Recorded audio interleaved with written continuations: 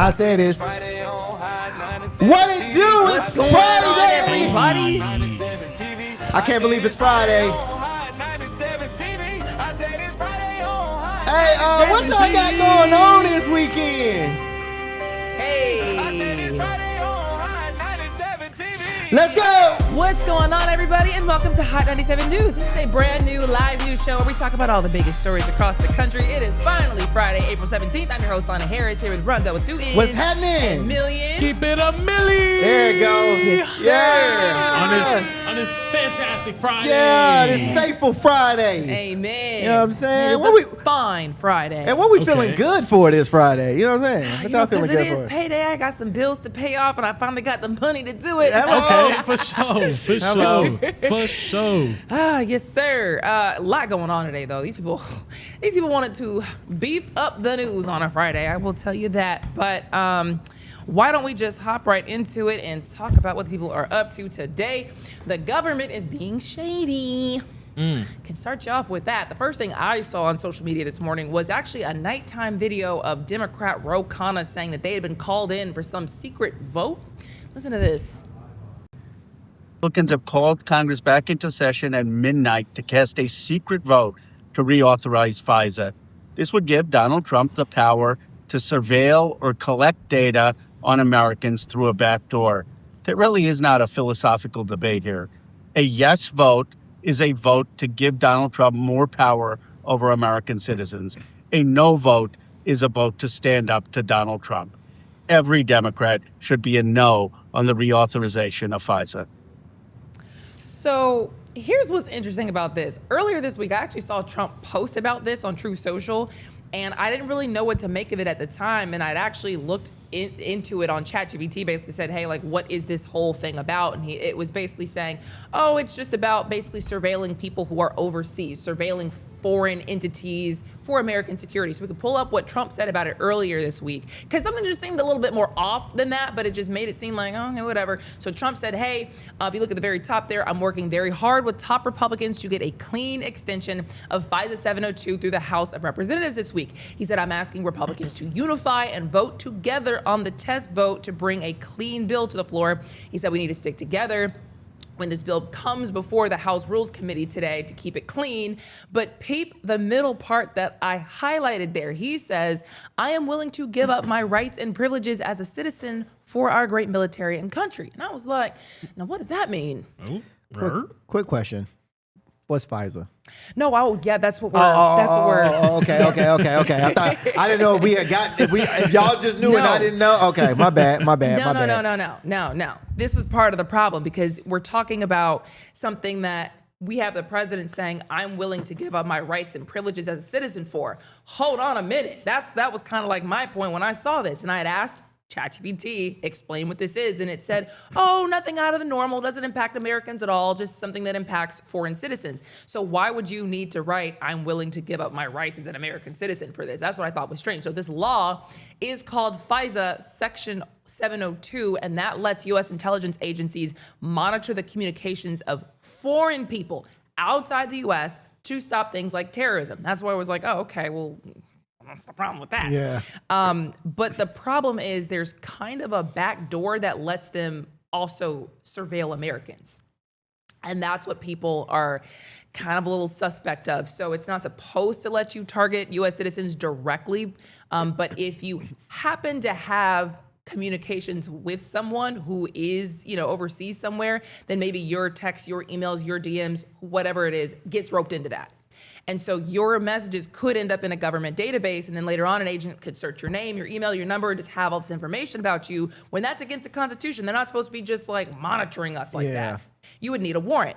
So that's what the problem is, and that is why it actually ultimately failed, because Republicans voted against this as well. I think in the very end, I think there was like 20 Republicans who voted against it, because usually it's the Republicans and the MAGA kind of side of things that are like, we don't want the government to be monitoring us. We don't want the government to take our rights away from us.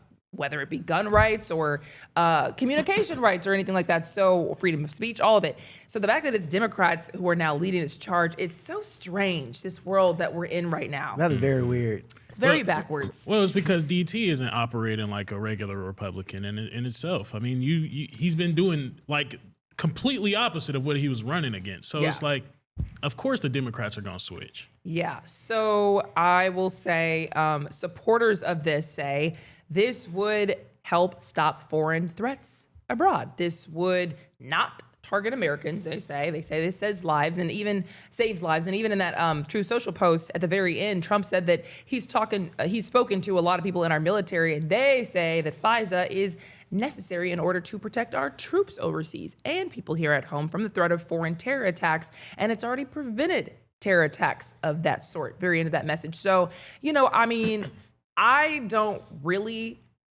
personally care about this myself because I don't like talk to anybody strange.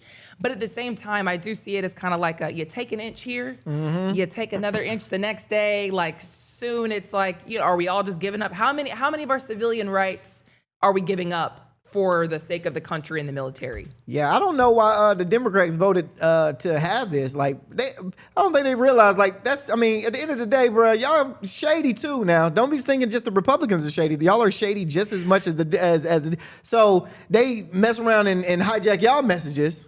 They're all shady. You dig what I'm saying? So totally. You hijack my messages. They're bound to see some stuff in them people in offices, phones and stuff, bro. 100%. Yeah. So I am seeing. I think it was like 20 or so Republicans ended up voting against it. They voted to basically extend it for 2 weeks while they worked out kind of like the messaging of it all.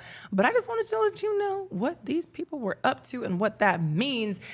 Before we talked about the thing that everybody was talking about yesterday, everybody saw Pete Hegseth do the Pulp Fiction prayer, right? Mm-hmm. Y'all saw this. This was very big news yesterday. If you missed it, here it is. Reflect Ezekiel 25:17. So the prayer is CSAR 25:17, and it reads, and pray with me, please.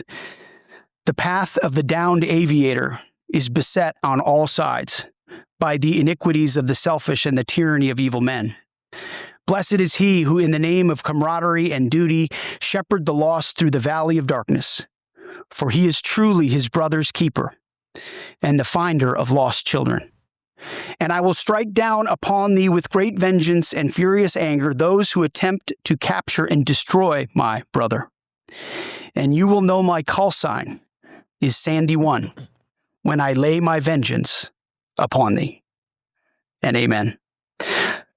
So thank you for joining us this month, every month. So I will say that these people keep finding the most like violent prayers in the Bible and violent verses. But after that kind of was starting to go viral online, people said, now wait a minute, that sounds a lot like Samuel L. Jackson's lines from Pulp Fiction.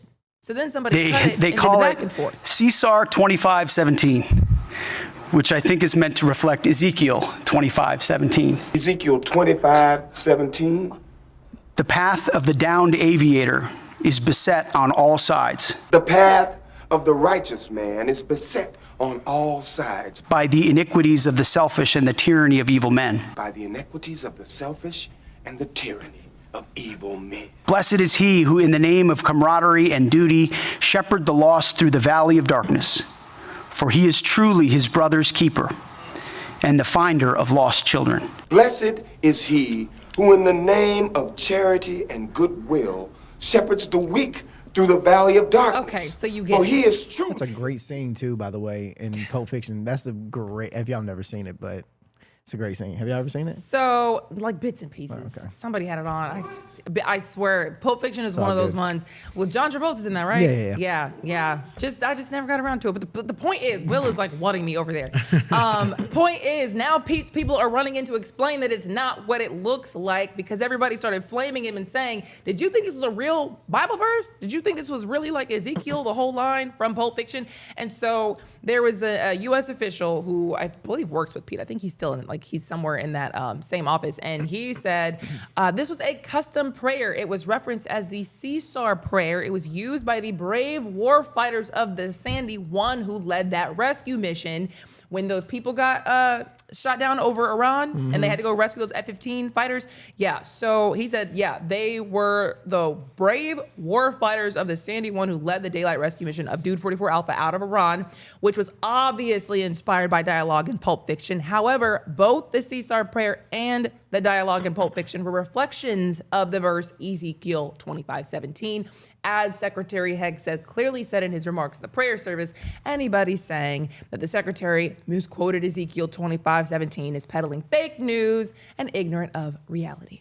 Can't y'all just say y'all messed up? So, and that was my thing, because it's like he clearly still said, like, let us pray. Yeah, like just say you messed up, bro. Because why are you playing with God at that point? Exactly. Like, you could have just said, they quoted Pulp Fiction. This is what they said, and it hyped them up. Not like, let us pray. That's how you know somebody wrote that for him and he didn't reread it.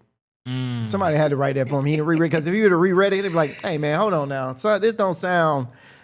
especially if you're a so-called Christian, or if you're it's like, hey, bro, I've never heard this in the Bible. Because when I saw that, I was like, I didn't automatically remember the line from Pulp Fiction, but I was like, yeah, I've never heard this in the Bible before. I don't remember hearing anything like this. They've been saying random things that come from the Bible recently that sound very violent. Like they've been doing these prayers that are for like overwhelming violence against their enemies and stuff like that. So like, to me, I didn't know that this was Pulp Fiction, but it was like, how are y'all finding the most like crazy things to say from the Bible? And so, people just had differing opinions on this. Next thing you know, they're going to start saying the Lord's prayer in the mess. For thou so loved the world that he gave his only begotten gun. They're gonna just start saying anything, bro. Yeah, man. So, I mean, did y'all know that he does do these little prayer services? Who? That's what I think is what Pete Heck said. Our war secretary is doing like recurring Christian worship services at the Pentagon. Okay, I can get if he's doing actual Bible verses and that stuff from Pulp Fiction, I can get behind it. I don't know about that. I feel like that's a little weird for the war secretary, because it seems like they're making this into like a religious war. And I'm religious. I believe in God. I believe in Jesus. I'm a Christian. But like, to do this, because I don't want you to take the rules of the Bible and start stoning people or using the Bible to decide it's cool to kill a bunch of people. Like, it's very weird that they're doing it like this. But he'll lead prayers. He'll read scripture. That's interesting. He just does these little sermon style messaging.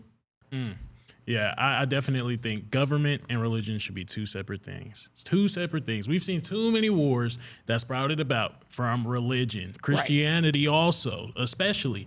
So yeah, definitely keep those things separate, please. Because we've also seen our politicians say like, hey, I am supporting everything Israel wants to do because my faith tells me the Bible says to support Israel. And it's like, well, what is the country telling you? Yeah. Because you need to have your faith at home like the rest of us have our faith at home. Like, I can't just sit here and tell y'all you need to believe in Jesus. I hope you do, but it's not like, it's not what we're doing here. I can say, speaking of potentially religious wars, there is a ceasefire now. It is going well, and it has actually finally led to the stopping of fighting in Lebanon. Oh, that's good. It's a ceasefire between Israel and Lebanon. Shout out to DT. It's a big win for Trump, I will say. This was definitely demanded by Iran to be able to consider this ceasefire real and legitimate. That's why it's kind of, it's interesting to me that we keep saying that Iran is losing and Iran is begging for a ceasefire and all this kind of stuff. But this was one of Iran's stipulations. And directly after the ceasefire went into place, U.S. officials said, oh, Israel and Lebanon were never involved in the peace talks, in the ceasefire talks. So like, they're out of it. And then remember we were saying that Israel the next day just like bombed 100 spots in Lebanon in 10 minutes. So now it does seem like at least Trump got Israel to do it. But this was a big win for Iran. This was a big win for Iran. So when you're thinking about negotiations, though, you want nobody can win 100%. Sometimes, especially like I said, I don't play checkers, but I'll play Monopoly. You're gonna have to give somebody some money at one point in time. if you're going to be doing negotiations. So we have to give them something. We could still inevitably have a really good W out of this, though. But we got to give them something. And if they want Israel to stop bombing Lebanon, I think that's a decent give to them. I don't think we're losing by doing that. Well, it was not that we're losing at all. Like this is a big win, I think, for everybody, probably other than Israel.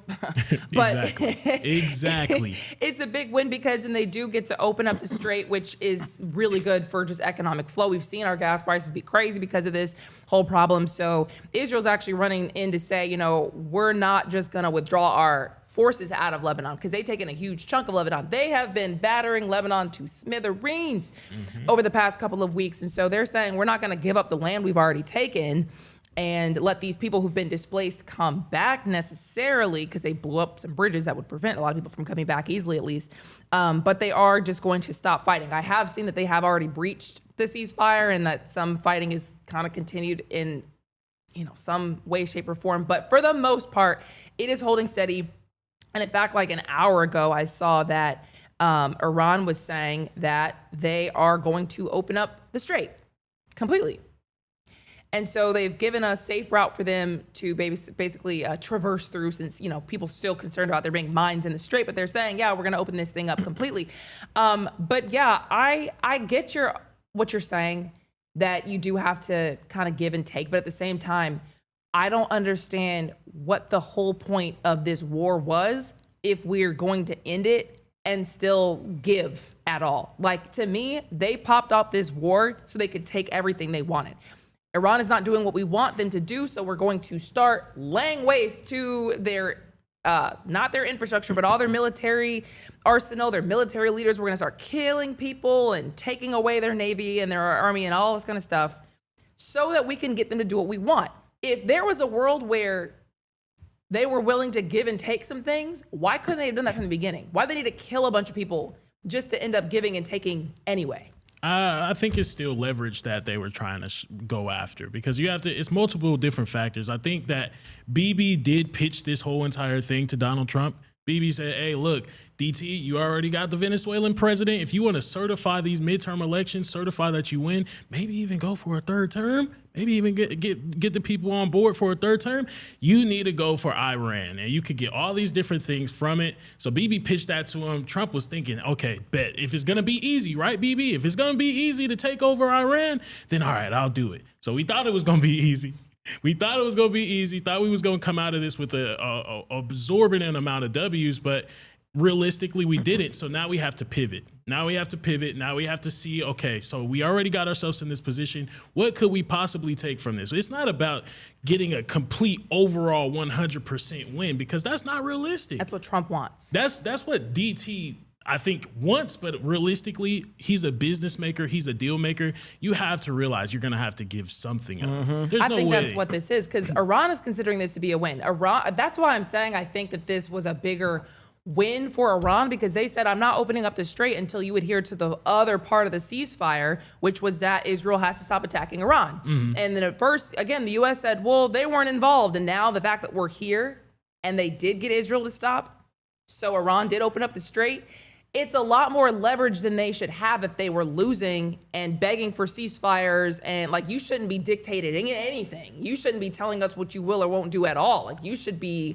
The fact that they have any legs to stand on is crazy to me. I think it could be two things true at the same time. Like, Iran can win. They could think that they won, but America could also win too. So it's just a matter of who won more. I think if both of us come out of this whole entire debacle thinking that we won, I think that's a W for the world in general. That's usually what happens. Everybody declares victory. No matter what happens, people die and everybody wins. So in some way, shape, or form, that is probably what will happen. I will say that is not what Lindsey Graham wants to happen. Lindsey Graham is still going very strong on just getting a full, total, and complete win. He says that Trump is directly involved in the negotiations now, and that's even gotten a little spicy. Here's what he said on Fox News. President Trump, our guy, is directly talking to the Iranians. He is negotiating himself. He was on the phone with the Iranians a couple of days ago, and it got rather sporty. to the point that President Trump loudly told Iran what would happen if they keep playing games. He actually lost his voice. I'd hate to be the Iranian on the receiving end of that. So President Trump is now directly involved in the negotiations. Can you pause this? Now, what do I think is going to happen? Real quick. Okay, so first and foremost, we've been saying that the peace deals are going really well and everything's basically already agreed upon and all this stuff. So why are we yelling at Iran? Why, like, if it is going as well as it's supposed to be going, why do I need to yell at you? You already lost. You already surrendered. You already said, I don't want to do this anymore because you beat me. So why are we still at the yelling phase? He just gave this interview yesterday. So then he goes on and says what he thinks should happen from here. Now, what do I think is going to happen? I don't think President Trump is going to agree to the concept that Iran has the right to enrich. If they promise not to enrich for 1,000 years and you acknowledge they had that right, we have lost the game. So recently we were talking about how they were saying maybe you don't enrich for 20 years. And Iran said, we're not going to do that, but maybe we will give you 3 to 5 years. He's saying even if you did it for 1,000 years, it's not good enough and it's got to be just totally complete. So that's what I'm saying. Trump is getting some messaging in his ear that you can't get let up at all. And that was the point of going through with the war. They will not do what we want, what we're telling them to do, which is give us the uranium, make sure you have no nuclear program, you're never going to have a nuclear weapon, all this kind of stuff, like no more enriching, it's all gone. And now, we're talking about, well, what if you just do this? Well, what if you just do this? You popped off a whole war. If you were willing to give concessions, why not? That's what I'm saying. Like, I think that I think a lot of people died for no reason. I think a lot of people died when they could have just negotiated this from the beginning. For sure. There's definitely that. But maybe we had to take it here because they wasn't gonna stop enriching if we didn't say it. If we still might not. They still might not, but we're closer to that chance of them stopping enriching just through us doing this. I mean, if we can get so to your point, right? If we get to them, we will completely lose. I see it as a complete loss if America comes out of this and they have some sort of enrichment in general. That's the only way I see them losing. They're still in negotiations, so we don't know if that's going to come about it. But that's the biggest L that I think America will take from this. If they get to keep their uranium as well, which is another hard line for both sides. Like, that is the stuff they kept saying from the beginning. They have enough uranium right now to make 11 nuclear warheads. And so if they get to keep that, then that's an L. And if they're enriching still, then it's an L. And if they don't give up their nuclear program, it's an L. And we don't care about regime change anymore. It wasn't the goal of this, but they're just going to rebuild their Navy. They're just going to rebuild their missiles. They're just going to rebuild their missile making capacity. So I think maybe, is it because I'm a woman? Like, all this death, it's really insane to me. So you don't believe that we'll be able to negotiate that? I think that we could definitely still turn this thing into a win, for sure. I think that's part of why we still have 10,000 troops heading into that region. Because if this does not go the way that they want it to go, they're still preparing and ready to ramp this back up. And they said that multiple times. I would hate to see that. I hope that they can both give concessions. And actually, that guy, Joe Kent, do you remember who Joe Kent is? He is the guy who quit. He was the counterterrorism department head. And I wasn't even going to do the story until later, but he was basically saying recently that he thinks that Trump sending more military power to the Middle East would be an escalation trap that we should avoid. He says that we should do what's best for our national interests, which is keeping the Strait of Hormuz open. And then he feels like we could do that by taking some U.S. troops out of the Middle East and lifting sanctions on Iran. Those are two things that Iran wanted, AKA we can do that if we meet them on those points, and in return they would agree not to build nukes, and we would also probably have to, he says, restrain Israel and limit how much military aid we give them, because he says they can't sustain this fight without us, and he feels they're going to do everything they can to keep us engaged. So he said sometimes we just need to cut our losses and take the win. And I think it's kind of what you're saying, which is, what if we do meet them somewhere in the middle? And that's where I'm saying, if you guys spend $1 billion a day and just lost lives and all this kind of stuff just to meet in the middle where you could have done in the beginning, it's what needs to happen, but it's just, I would consider that a huge L. Yeah, no, for sure. I'm with you on that. We cannot settle in the middle when it comes to the nuclear, because we did this whole entire thing for that reason specifically. But I'm saying all the other extra stuff that they're getting from they're benefiting from this war. I'm like, okay, that's not what we came out there for. If they benefit from it, fine. But we are definitely taking an L if we do meet in the middle. I don't think we're gonna meet in the middle though. I hope that we do. That's the thing. I actually hope that we meet in the middle, because that's the quickest way off this train ride. But then that would be pointless. But that would be pointless at that point though. We can't leave here with nothing. We can't leave here with nothing. If we leave here with them saying that they will never have a nuke, which is what they said from the beginning, we just didn't believe them. Mm-hmm. But I mean, I don't see how we take a W at this point, like short of, because we still started this off by killing all those girls. There's a lot of people in Iran who are not gonna forget that. So you might have radicalized a lot of people who actually probably hate America at this point, and potentially the people who are in this same government. You know, you got people you're working with right now, but what happens when somebody else says, you might forgive them, but I don't, and I'm gonna go rogue and do whatever to the US or to whatever assets are out here or to Israel? It's like, how do you, I don't know. Again, you opened a can of worms, and I don't know how we get off this train. But I can tell you what Trump said about Mr. Joe Kent recently, and we'll do that after the break.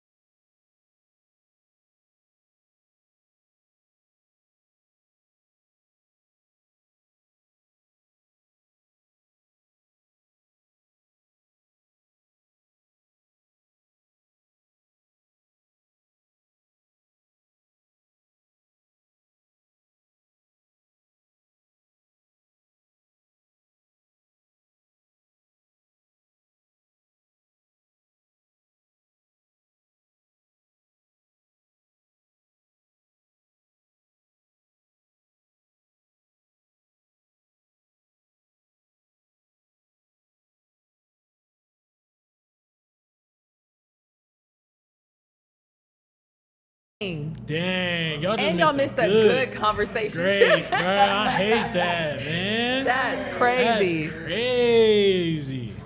We just feel like they're still going to be taking an L, like, either way. People died in vain either way. It's crazy that Iran has withstood this much. It's crazy that they are, like, not just giving it up at this point. And so I think that the U.S. should take an L. If they take an L, it is what it is. I think that we just need to stop killing people at this point. Like, it didn't work. See, but that's what I was getting at. I don't think if we do get the Iran to get rid of their nuclear missiles completely, those people didn't die in vain.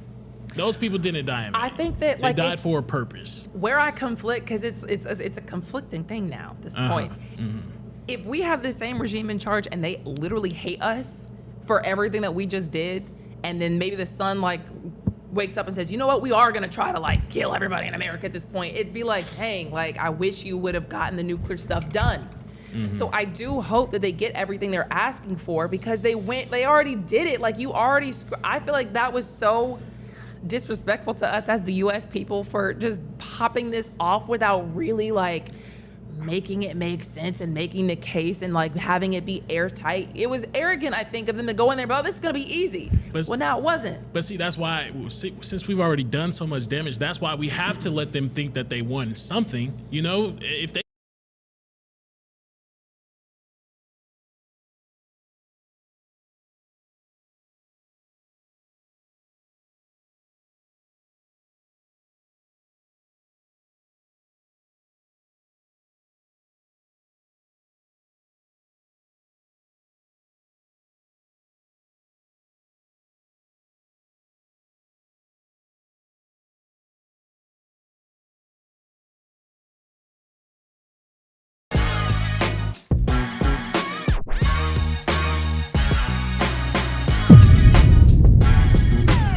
right, welcome back, everybody. So we left you talking about just the Iran war and like what is a win and what is a loss and where do we go from here and all this kind of stuff. And we're talking about Joe Kent, who is the former National Counterterrorism Center Director. That's the words I was looking for before.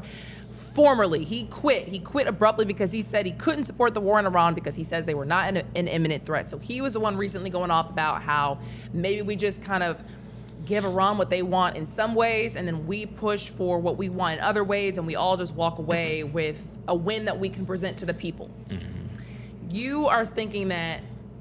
What are you thinking? What I'm thinking is, I'm cool with Joe Kent's point. Like, we have to be able to do that, but we have to have a hard line on the nuclear deals. Like, they have to literally be at zero at this point because we have lost American lives already. So if we do that, that's the only L, and that's the only way I see these people dying in vain is if Iran completely does it, or if Iran is still able to manufacture some sort of nuclear enrichments. We can't do that because that was the whole point of this war that they've been telling us. So we have to stay on that hard line. Everything else that happened, if they took the Strait of Hormuz, that's good. Let them think that they won so they don't, because you were saying we did bomb a lot of people. We killed a lot of people over there. Let them think that they won so they don't have to retaliate in the future. But we have to have that hard line on the nuclear war, the nuclear stuff.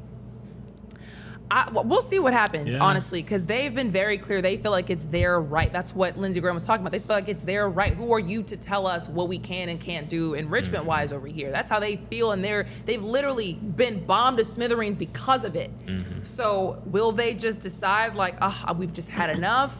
I don't know, now that we're also at a point where they feel like they're on some high ground to be like, well, we're not opening up the strait until you get your man to stop bombing Lebanon. Mm-hmm. They're too high right now for me to think that they're just going to start giving stuff up without something drastic happening. So hopefully, hopefully that happens. We have more military assets out there just in case. I do know Trump popped off on Joe Kent recently because of it, and I'll just read you this and we can move on. Because this man, he just says whatever he wants. He says, who's dumber, Tucker Carlson or Joe Kent? It's very interesting. I met Joe Kent at Dover Air Force Base along with numerous others who had lost their loved ones in the war. I said hello to all the families, and Kent horribly lost his wife. Her casket was being brought to Dover along with the rest, although he married again quite quickly, in my opinion. In any event, a number of years later, I noticed the same person was running for Congress in Washington State and lost. I then noticed a couple years later he was running again and lost. While I didn't know him other than our brief Dover encounter, but feeling sorry for him after the 2 election losses, I told my people, hire him for the White House, give him a job, make him feel good. He lost his wife and 2 elections. They did so, and while I rarely saw him, I certainly didn't expect disloyalty, but that's what I got. He was really a sleaze bag, and some would say, on top of it all, a leaker. I don't know whether or not that was true, but next time, no more Mr. Nice Guy. Kent is a loser, just like Tucker, Candace, Meghan, and the rest of them are losers. You're born that way, low IQ, and there's not a dang thing they're gonna be able to do about it. And so this is a guy who's now obviously speaking out against what Trump is doing and saying, we were not told the truth to begin with. They were never an imminent threat. And so this tweet or Truth Social post of Trump's came after this. So, I mean, I just don't know what to believe at this point. Mm-hmm. Trump clearly very much believes that these people are all losing their minds and that this was necessary and that we're winning and everything's great. He keeps saying we're winning. I don't know if Trump actually believes that at this point or if he just says it. Like, I don't know if if his people are lying to him and he really believes that Iran is just on their last legs, when that's clearly not the case if we're caring what they're saying about their ceasefire terms. So I don't know. But I do think it's interesting. Moving topics here just a little bit. Did you guys know that a bunch of 18 to 19-year-olds are kind of the ones running the strait right now? What do you mean? Running Strait of Hormuz? No way. Bro, I didn't realize they were this young. They're enforcing the blockade of ships coming from the Iranian ports. Yes, what? They're so freaking young. So the General Dan Kane was talking about this. This actually happened yesterday. Nobody really, I think, paid attention to this part. I thought it was crazy. He was talking about the destroyers because they're central to carrying this whole thing out. So he was saying the American destroyer is like the backbone of the United States Navy surface fleet. He said it was like the sports car of the Navy. He said they're like 10 stories tall. Their 4 gas turbine engines can drive the ship at 30 plus knots, which is similar to like 35 miles an hour, but that's fast for a 9,000 ton boat. And so he says, you know, these ships are armed to the teeth with all type of weaponry, and there are over 300 war fighters on it, sometimes for months.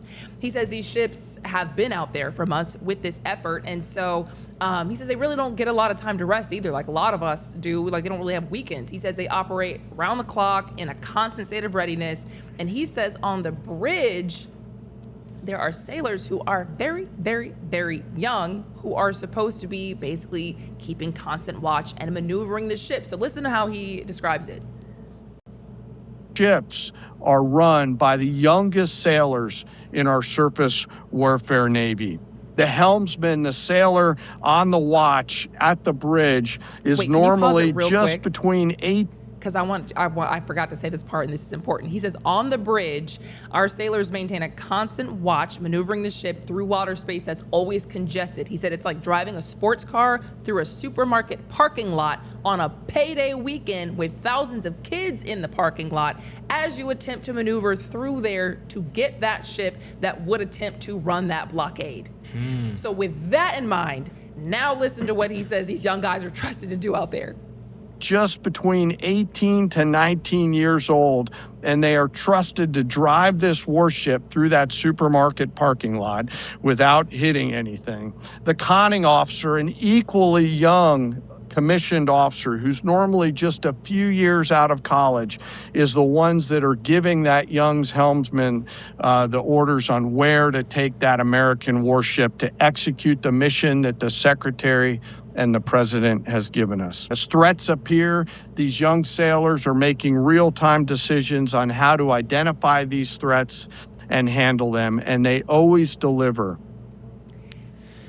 So it was positive, but I didn't realize they were that young. Yeah, I don't see the issue. You know what I'm No, saying? it's not an issue. Honestly, it's kudos. Yeah, that's what I'm saying. Hey, that's kind of tough. It's dope. That's kind of No, tough. he was praising them. Oh. No, he's not. He was not. No, he was not insulting them. He was basically just talking about basically what they are responsible for out there.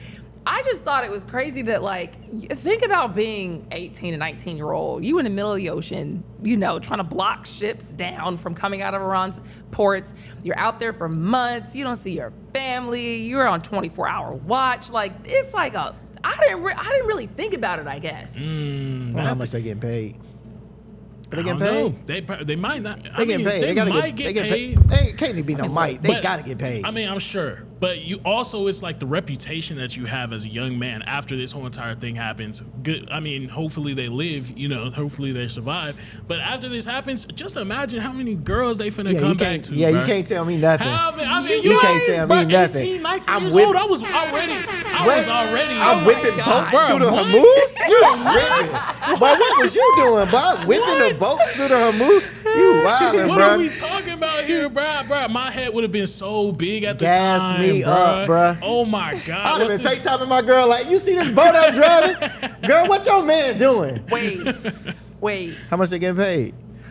I don't know if this is right. It says enlisted, most of the crew age 18 to 24 years old, and E1, I guess is the lowest, would be $27,000 to $29,000 a year. Oh, no. Never mind. It's, bro, I'm telling you, it's bigger than that, though. It's the reputation, the name they finna have once they survive this. I respect it. $27,000. I'm whipping boats in Hormuz. Nah, I'm good. And I'm like, Yeah, I'm good. No weekends, 24-hour watch. If anything goes wrong, it's on me, and the whole team could literally die. Yeah. I'm good, bro. Bro, 27? There's kids out here in America that ride boats that make more than that, bro. There's fishermen out there. Yes, there's fishermen that make more than this out in the deep blue sea. Bruh, Come on now. Y'all gotta think long term is what I'm saying. It's not everything's not about money. You gotta think long term. You gotta think, if I get it right now, just imagine what I could possibly get when I do. Bruh, these These kids might become generals. These kids might evolve into something more. Sometimes you got to take the small pay right while you're young and then grow into it. Ain't nobody putting you on no plaque because you done drove through the Hormuz. Ain't bro, nobody at putting 19 you on no years plaque. old, they're holding down the Strait of Hormuz. I guarantee you they're going to get something from this in the future. They might become the new supreme leaders. Who knows? So E1 to E5, it says, and I guess that's the rank. So E1 to E5 would make between $27,000 to $45,000 a year. So it would go on up. And if you're a junior officer, which means you'd be just out of college, that's in the $45,000 to $60,000 range. It's not just them on the boat alone. Oh, like a bunch of okay, kids. okay, Like yeah. they do have That would some be people crazy. who are for real. A little teen takeover on the takeover. A little teen takeover on the Hormuz Strait. That'll be hard.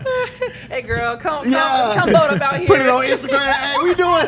Hey, y'all pull up to the Hormuz, boy. We taking it.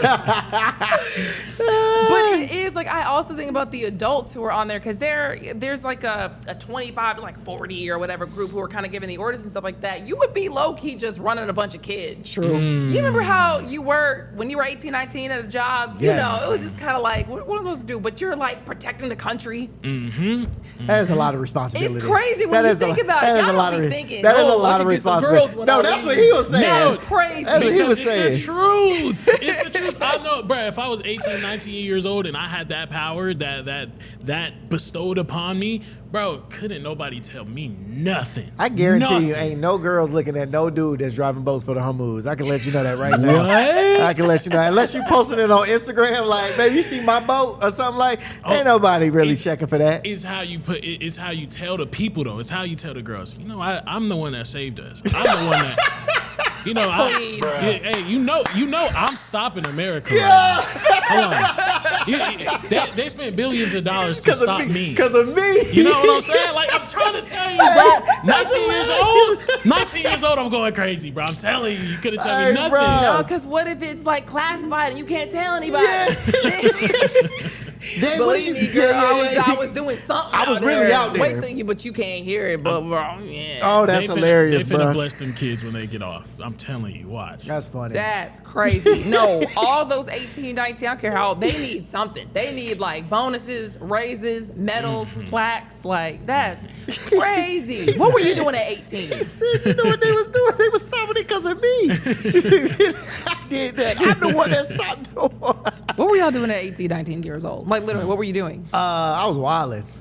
I was wilding out. But that's what I'm saying. I had a TikTok account that hit like TikTok? 20. Yes, I had At a TikTok. 18? 18. Yeah, we didn't. Oh, we didn't he's have younger. TikTok. I Yeah, we didn't forgot. have TikTok. Yeah, that's Come right. on now. Y'all ain't got to do that. Yeah, we forgot. didn't. We didn't I have forgot. this. But I was running, I was at college at Fort Valley, shout out Fort Valley, 18, 19 years old, only had 20,000 followers. We was walking around that campus like we was Joe Rogan. Oh, like, yeah, we y'all probably was them like that. boys. Yeah, 100%. Like, we was them boys. If I was protecting America now, bro, just imagine what I was going to do. Messy, bushy, ratchet. Right on the steer of the boat. Just nasty, bougie, ratchet. Oh, wait a minute. They're coming. Hey, bro. Hey, bro. Officer, where Officer Million? Nothing, boy. Nothing, bro. Boy, Nothing. that's funny. That's hilarious. In other news, you know what? I actually also heard that the Pentagon reportedly asked General Motors and Ford if they could potentially start producing weapons instead of like cars. Really? They hadn't done this since like World War II. I didn't even know they did it before. Oh, they did? Apparently, yeah. Well, they have like them stop making car parts and start making stuff for Did the war. did not know that. And I was like, are we at the end? That's why I'm saying, bro, like some of the things they're doing, some of the ways they're moving right now is like, this is not looking really end Hold to up. me. Hold up. I hope we're at the end. Don't nobody want no V8 AK-47, okay? Don't nobody. What is we do? Time out, bro.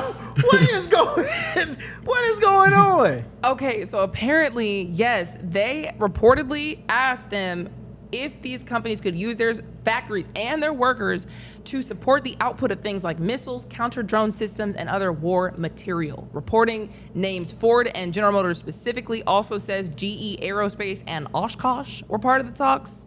Now, here's what I thought was interesting. The reporting that I saw said that the underlying talks actually began back in November 2025. Now, how would you know that this was something that you were going to need back in November 2025? This would have been before the Iran protest started. to begin with. So these people might have really been planning for this war a long time ago. Because why would you be talking to them about, hey, what would happen if you stopped making cars and started making like war parts? Are we going to war? What for what? November 2025. Why would you need to even have that discussion? That's interesting. That's very interesting. Huh. That's a little strange to me. That will but would that conflict with the Wall Street journalist that was saying that Bibi came to the White House recently and told him, debriefed like everything to DT? Like, would that conflict, or you think that like this has always just been a plan? It almost supplemented, because if we look at like the facts from what we know of what happened and what they've specifically said, they said we tried to put, in fact, we did put really strong economic pressure on Iran so that their economy would fail, so that their people would revolt. And that is what happened. And after that happened, and after the protests, when all those people died, they said, it's going well. Our plan is going well. So the plan was always to put an economic pressure on them to try to get Iran to a certain weakened position. But that would mean that you were potentially planning for this war a long time ago. Now we're here in the economic part. Your banks are failing. Their version of their dollar, their real, that failed. Now we can't buy anything because the economy just crashed because what the U.S. did. So the U.S. says, now we're at a point where it's like, what if you guys just started making war parts? These people have been planning this for a long time. That's so interesting. I did not know that they did that before in World War II. That's crazy. Yeah, man. What? Because like they could pull it off. So yeah, it says Ford halted civilian auto production in 1942 to produce military equipment, and by the end of World War II had built more than 8,000 B-24 Liberator bombers. Oh, wow. That's what they did. Oh, that's hectic. Yeah, man. And so I just wondered, now, why y'all's cars break down so much then? Look, if y'all can build missiles and guns and tanks, and y'all can't build a reliable car, For a couple, what is our equipment looking like? What are we talking about? Don't give me the ratty stuff. I want the stuff y'all do for the military. Right. You know what I'm saying? Since y'all got it like Put that. a turret on top of my car. You know what I'm saying? But imagine you work there at one of those facilities and you were just making car parts and now you're making whole missiles. That would be wild. Yeah, girl. That's what you could tell you. Look. Hey, you see this gun right here? That usually got Desert Eagles, but this a Desert Mustang right here, baby. This a Desert Mustang. Ain't got this. They ain't got this. Oh man. So, to get us off the war track, gotta lighten this thing up a little bit with some regular news. And you know what I will say, some stories you hear these news stories and you just gotta bring it in with a song, and that one is this story right here. So I'll start us off. Maybe you go ahead. I'll join. Just join in. Okay. How do I say goodbye to what we had? Play the picture. Come on. Spirit Airlines. Goodness, y'all are disrespectful. Oh, wait a minute. Spirit Airlines could be shut down and sold for parts soon. Peace. Oh, so y'all made me sing with y'all. Y'all made me sing with y'all to talk about my Spirit Airlines? $4 million. Spirit Airlines could be shut down and sold for parts, and soon after the war with Iran made their financial situation a lot worse. So as we know, they'd already filed for Chapter 11 bankruptcy twice, and we're trying to figure out how to turn things around, but fuel is one of their biggest expenses, and JP Morgan at least estimates that fuel costs could rise by about $360 million, which would be more than the $337 million Spirit has in the cash reserves, and they can't raise the prices without losing their customers. Because what y'all go on what? Cheap flights, right? Flights. So y'all are excited that a company that is for the people is about to be inevitably gone? Hold on. These are the lowest prices ever. We're not excited. I will say they've tried to do things to turn the situation around. They've tried to cut routes that weren't as populated. They've tried to get rid of some of the planes. But some people think they could be liquidated as early as this week. Not a done deal yet. They could still turn things around. It's just not looking good. So I'll take with me the memories. Come on, memories. To be my sunshine. Look at this. Nice little flight, Spirit. Oh, y'all are disrespectful. It's so hard. That's right at the gate. Where's the lighter? I got you. To say Oh, that's on the plane. goodbye To yesterday. One more time. Then And I'll take with me the memories to be my sunshine after the rain. This is my favorite one right here, Million. Oh, Two Spirit. They work there. Man. Oh no! Now it's not a done deal. If you can't swing it, though, we will mourn you, Spirit. Yeah. We'll never forget the time. Never forget the time. Spirit right now are giving people parachutes. They not even landing the planes no more. They give you a All right, parachute. get out. Everybody just get pushed out the door. Gotta save costs now. Yeah, just gotta save costs. We ain't even got enough gas to land. Just once we get up there, we up there. Now one of y'all take over the plane because we can't afford the pilot anymore. Does anybody know how to fly today? Y'all went in and y'all made sure not to let me know because I would have came with so. Oh my god, Yeah, man. bro! Don't let another Delta story come my way. I swear I'm about to go crazy. It's okay. It's all right. It's all right. Just know that we'll never get to this. All right. We'll Okay. never get to this, brother. You know what I okay. mean? It's Interesting. It's okay. Where are you gonna go next? Where are you gonna? I don't know, bro. What you gonna I switch guess to? I'll just be driving. I'm not riding on Delta, bro. That's Wow. too pricey You over can there, do bro. Frontier. You can do Frontier. You can do Frontier is Yeah. probably the next tier. Or Southwest, JetBlue, maybe. JetBlue. There's a couple of them for you. You know what? This is what you should do. Just work your way up to Delta. Don't go straight to Delta. You know, it might not, you know what I mean? Work your way up. You know what I'm saying? Just, you know. Boy, when Million has his first like Delta flight, he gonna be like, "This is nice." He ain't gonna know how to never act, go boy. back. He ain't gonna know how to act. He be like, oh, wait, y'all get my free? My bags is, wait a minute. I can put this up here and y'all not charging? Can I get water? Can I get Give some me peanuts? another Coke. Yeah, Look, what? give me the can. He gonna pull out his wallet and be like, how much for that? Oh, no, sir, this is free. Free? Oh! Yeah, it's going. I can't wait to that experience, my brother. No. I'm telling you, karma is something. Nah, Karma man, is it's something. okay. I'm about to go crazy because y'all know y'all finna have something else come up in the news. We probably will. It's gonna happen. But That's why we had to seize this yeah, opportunity. yeah, For sure, I 100%. see it. I see it. But Okay. we'll be on the lookout because maybe Spirit does something to turn it around. Yeah. You know what I mean? And it'll be positive news, but it just, the report I saw said that liquidation could happen as early as this week. So Dang. I said, what, dang. Yeah, it's fast. they're talking about taking like people's flights. Like if you bought a flight, that flight just go into their pocket. You won't, no refunds for the flight. Yeah, I read up on it. Oh, no, Hey, I didn't man. know that. Yeah, man. So Man. they talking about taking. I mean, if you bought a flight, you Gotcha. might want to go ahead and figure out how to stop it now. Bro, that's crazy. Yeah, it is nuts. Okay, to end us out here, look at this. The FAA is investigating after a large chunk of, what do you think this is? Actually, let me play this video for you. Fell through somebody's house. That's a chicken. That is not a chicken. I actually I swear also I thought thought it was a it was- chicken. I ain't gonna lie. That I looked like also some thought it was chicken a meat. chicken. Like frozen chicken. Wait, is that? It's a piece of ice. It is a block of ice, and it crashed through this lady's house and landed on the couch. That's Look a at block that. of ice. Block of ice crashed through the roof. So now federal authorities are trying to figure out how that happened. Happened in Whittier, California, around 11 o'clock in the morning on a Friday in LA. Isn't that crazy? That is wild. 11 o'clock, you just got your whole house. The fact that this can just happen to people is crazy. Yeah, how do you explain that to your insurance company? I actually don't know how this doesn't happen more. Yeah. Well, what? 'Cause if ice it can falling just from- happen, Yeah, like, ice falling from the sky. We all got houses. True. Did they list like the airline that it came from? I bet you Good wish try. they did. Good try, brother. I'm just asking. Good try, brother. Good Okay. try.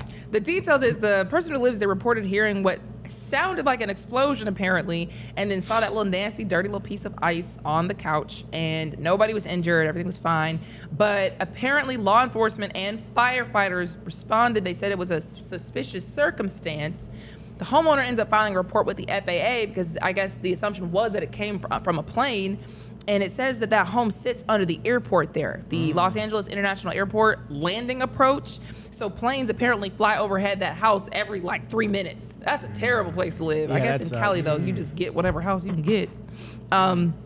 So I don't know that they know what specific plane it came from, but it said officials are considering whether the ice came from the aircraft system's waste leakage. Waste leakage. Ooh. Wow, Or that's- another source. Boy, if you have frozen It was yellow, so Ooh. and a little You know what I always thought? Why doesn't when it rains? Go ahead. She said that it smelled bad. Yeah, it probably was from there. She missed an opportunity. I'm though. suing everybody. Oh, Well, you got to find out what plane I it would have came been from hurt. first. I would have been hurt. I would have said the ice hit me, not just the couch. I was sitting on the couch. I would have put the block of ice on my head, told them to take a picture.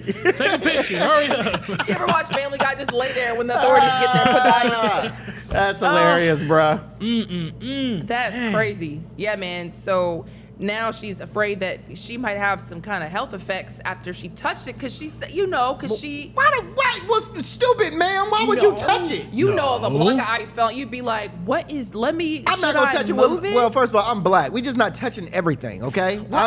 Think about it Go for put real. some gloves on or something. Ain't nobody just touching nothing that fell from the sky. You can't. I mean, it's a better case when you say that you raw dog. No, for sure. Raw dogged it. With your hands. With hands. You raw dogged it with your hands. I got All right. it. She don't worry about He it. said gloves. I would have not touched it with just like my bare hands though. Like fell out of ew. That's gross. That is gross. That's gross. I guess I don't know what I would have done. I would have thought it came from space, like an asteroid. Because we keep talking about these space rocks falling through people's houses. She would have said, government, got something for you. And they would have said, ma'am, come with us. Yeah, got something for you. She's in a bunker somewhere. Boy, life comes at you fast. So, yes, that is going to do it for this hour. We will see you in the commercial break, and we'll be right back with a bunch of Atlanta news after this.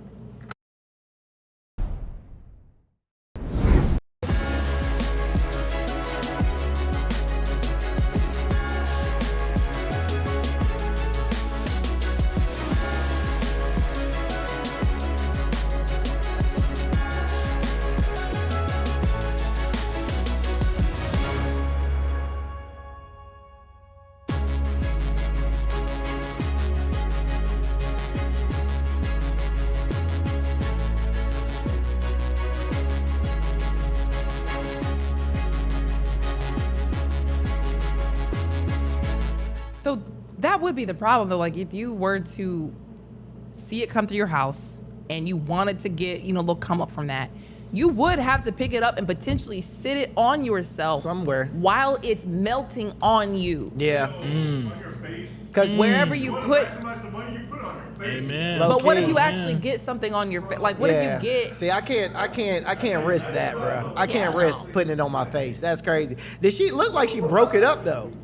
Well, it probably just melted. Oh well, it looked like she broke it up and put it in her bag. I'm surprised they let her keep it. Keep it is the wild part, bro.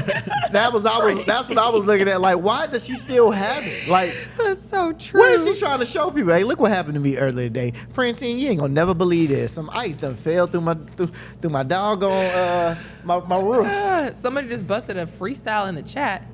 Where? Oh, somebody bust a freestyle. I thought you said somebody busted Hey, a yo, freestyle. it's Hot 97. Yes, we on live. My Ooh. name is Rondell 2 Ends, and I'm about to get high. Okay. Live, sitting on 45, 75, 85, coming down your drive. Alto keys is my main man. Please send me another song so I could.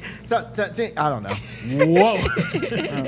That was tough though. It was That was better tough than though. I thought Off it the was gonna dome. be. I be freestyling, bro. If we put on a beat, we're on YouTube, we can't. But if we would put if I gave you a beat real quick, could you do it? Oh yeah, for sure. Okay. Oh yeah, like. Okay. Look. Okay, my name is Rondell with 2 Ends. Yes, I'm your friend. Coming from the south side, I get the ends. I get the cheese. I get the dough. If you don't know, now you know, now you know. I'm the boy from Clayco. That's what I be. Alpharetta, where I sleep. That's who you see. Me on TV, not BET, not MTV. I don't know the rest. Come on. What, you I'm gonna say. I That used to- is worthy. Bro, we used to freestyle all the time when we got loaded, bro. Just get drunk and freestyle. That's crazy. best. Yeah, no, mine sound terrible. I tried to do a cipher. I had a college project where I tried to do like a cipher. You remember it? Hey, bro, I was about to say, if you remember, I would love to hear that. It was about celiac disease. Yeah. What? It was terrible. Oh, what? Very embarrassing. Oh, we probably have to mute soon. Yeah, because y'all always get us on a mute.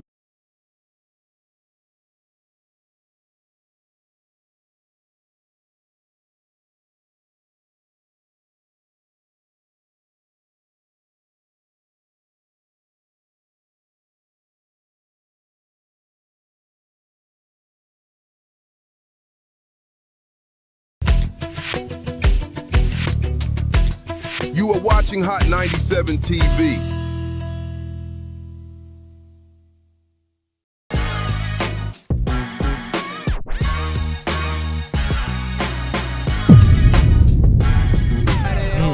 What's going on?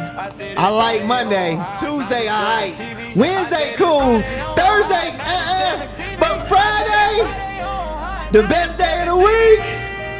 Hey. I know y'all feel the same way. I said it's Friday on Hot 97 TV. Let's go. Hey, what's going on, everybody? Welcome to Hot 97 News.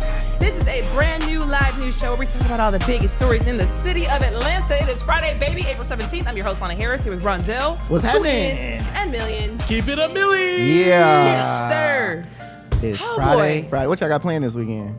Ooh. Making some moves? No. I'm gonna clean my house No? again. I'm a recluse, bro. Like on the weekends, I'll just be wanting to stay in the crib. Me too, bruh. but you're too young for that. That's Yeah, you are too crazy. young. I for that, know, bro. I was bro. in I'm these an old streets man when I at was in your times. age. What? In the At streets? 26? Extra Streets. streets. Oh my God. What? I was in the Boy, streets. I would stay up. I shouldn't even be admitting this on the news. I would stay up until like 1 o'clock, had to be on the news at like 4 o'clock that morning. Look.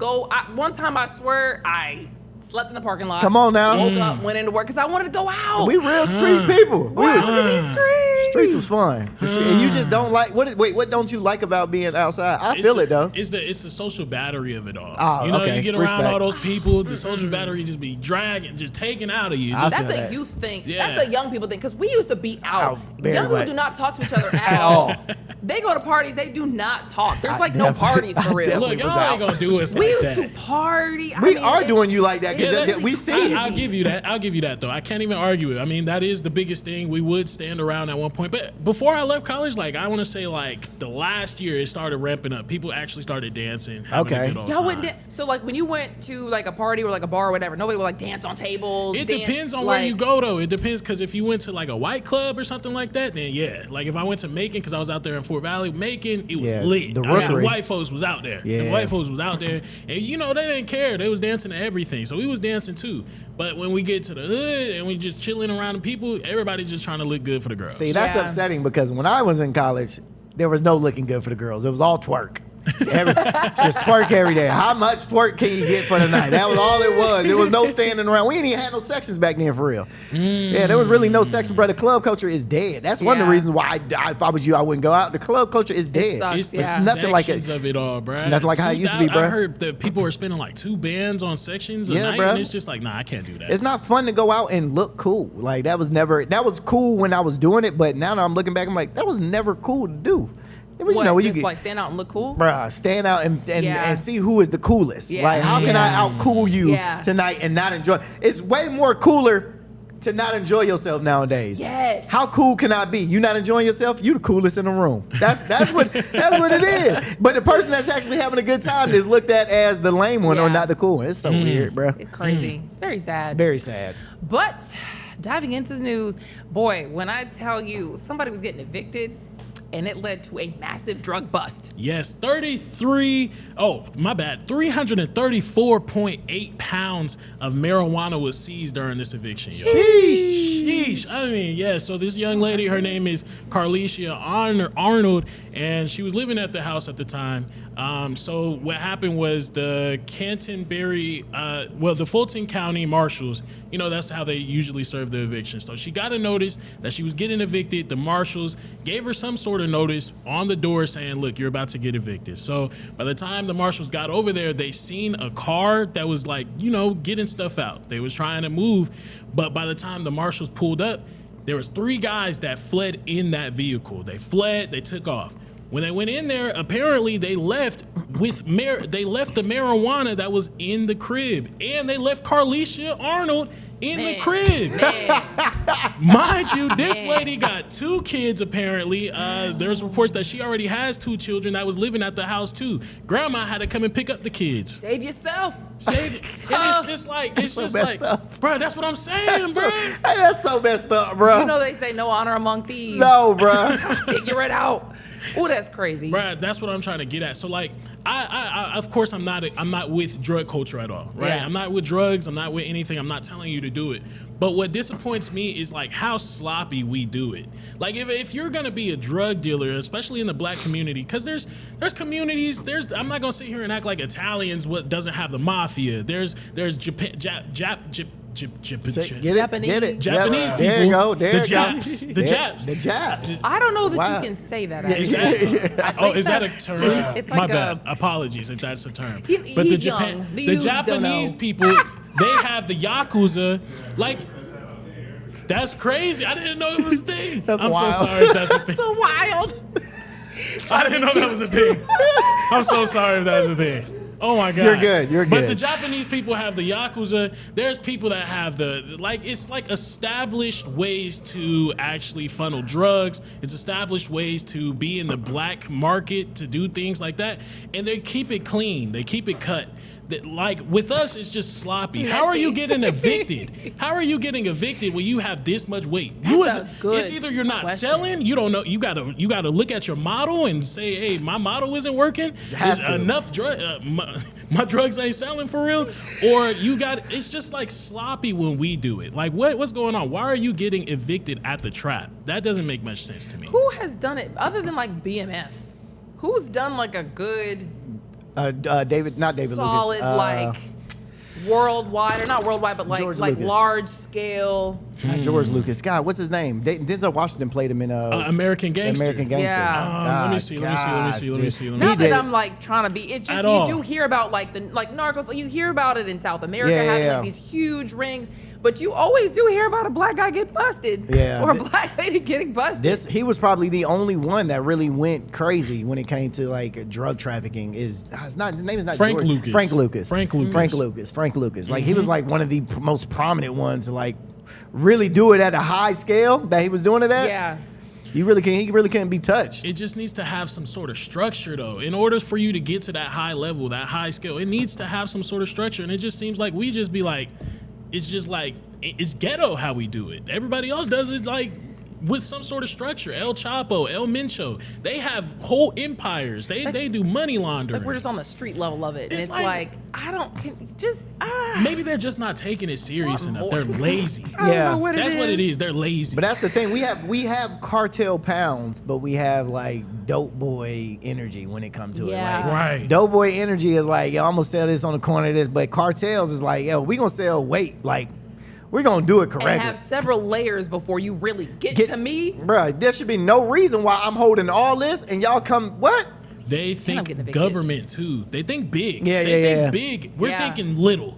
If you're gonna do it, take it all the way Or there. don't do it. Yeah, yeah. Don't do it at all. Don't do it. Don't do it at all. Don't do it. Don't do it at all. But if you are gonna do it, take it serious, bro. yeah, man, this should be a job. It should be a crazy. job. It Listen, should be a business. it should be a business. Oh my God. No, seriously. This is the worst pep talk I have ever heard. I'm just saying, in my other life. communities do it really well. I fail to see any of us doing it really well. So I will say before we move on, just the fact that you said it was a bunch of dudes who Yeah, so ran it was away 3 guys. They're and left still the on the woman. run. They're still on Man, the run. I don't want to say that's sassy because I don't want y'all to come for me, but like y'all really just like left the lady behind with the mean- kids. Man, that's so foul. Anyways, police are looking for a man who was showing his dollar special at Dollar General. Yeah, man. Now, what does that mean? You know what it means. I don't know what that means. You know, Rondell writes these for me, and I Hey, don't it is know what where it these is. go. Deputies say a man walked into Dollar General and started exposing himself while performing a sexual act. Oh, Yeah, Whoa. exactly. Yep. Wait a You were- minute. Yep, right in front of customers. okay. Please continue. Yeah, you know the little meat beaters, the things, Whoa. the things that you beat the meat with. That's what. Yeah, you get what I'm saying? Thank you. Anyway, so according to investigators, the man wasn't hiding. He was actually approaching people inside the store while this was happening, going around just doing this to everybody in the store. Now, here is where it gets very interesting. He is a serial meat shower, okay? Authorities say this isn't the first time something like this has happened. There's been a pattern of similar cases across West Georgia at Dollar General locations. Specifically? I don't know what it is about Dollar General that turns y'all on, but this is not the first guy we've heard no, of this in is the Dollar General. this is another dude. So I don't know what it is about Dollar General that gets y'all excited. Don't get it. Really don't get it. I don't even understand how you get excited about the people in Dollar General. Maybe he's like, man, I can get this glass vase for $1, and then it just like turns them on. I'm about to pull it out. It's crazy. That is so wild, bruh. I'm very confused as to. I've never understood why people got like public indecency charges and stuff like that, and they just want to expose themselves in public. I've never understood that. Yeah. I've never got the gist of like, man, I really want to get naked right now in front of all these people at this Walmart. Maybe it's just like he's got like so little, not him, but like those people have so little going for themselves. They're like, this is like my little, I'm be on the edge. Like, there's so what if many I get caught? What if I don't? So type many other situation. ways to be on the edge. You can go do some crack and be right on the edge. You know what I mean? Like there's other ways to be on the edge. You don't gotta expose yourself to be on the edge. What would you do if you ran into someone? Because that is a real concern if you live in Metro Atlanta, apparently. Because this happens more than you would think. I mean, what would you do if you were just minding your business and you just stumble upon somebody? It's almost like what can you do? You know what I mean? Like not what would you do? It's like what can you do? Like do you say stop? Do you say just keep minding your business and keep walking? Do you say, hey man, that's not right? You know what I mean? Do you say, hey, I'll give you $20, we can go down to MLK and like, I can get you know what I mean? Wait, what? Yeah.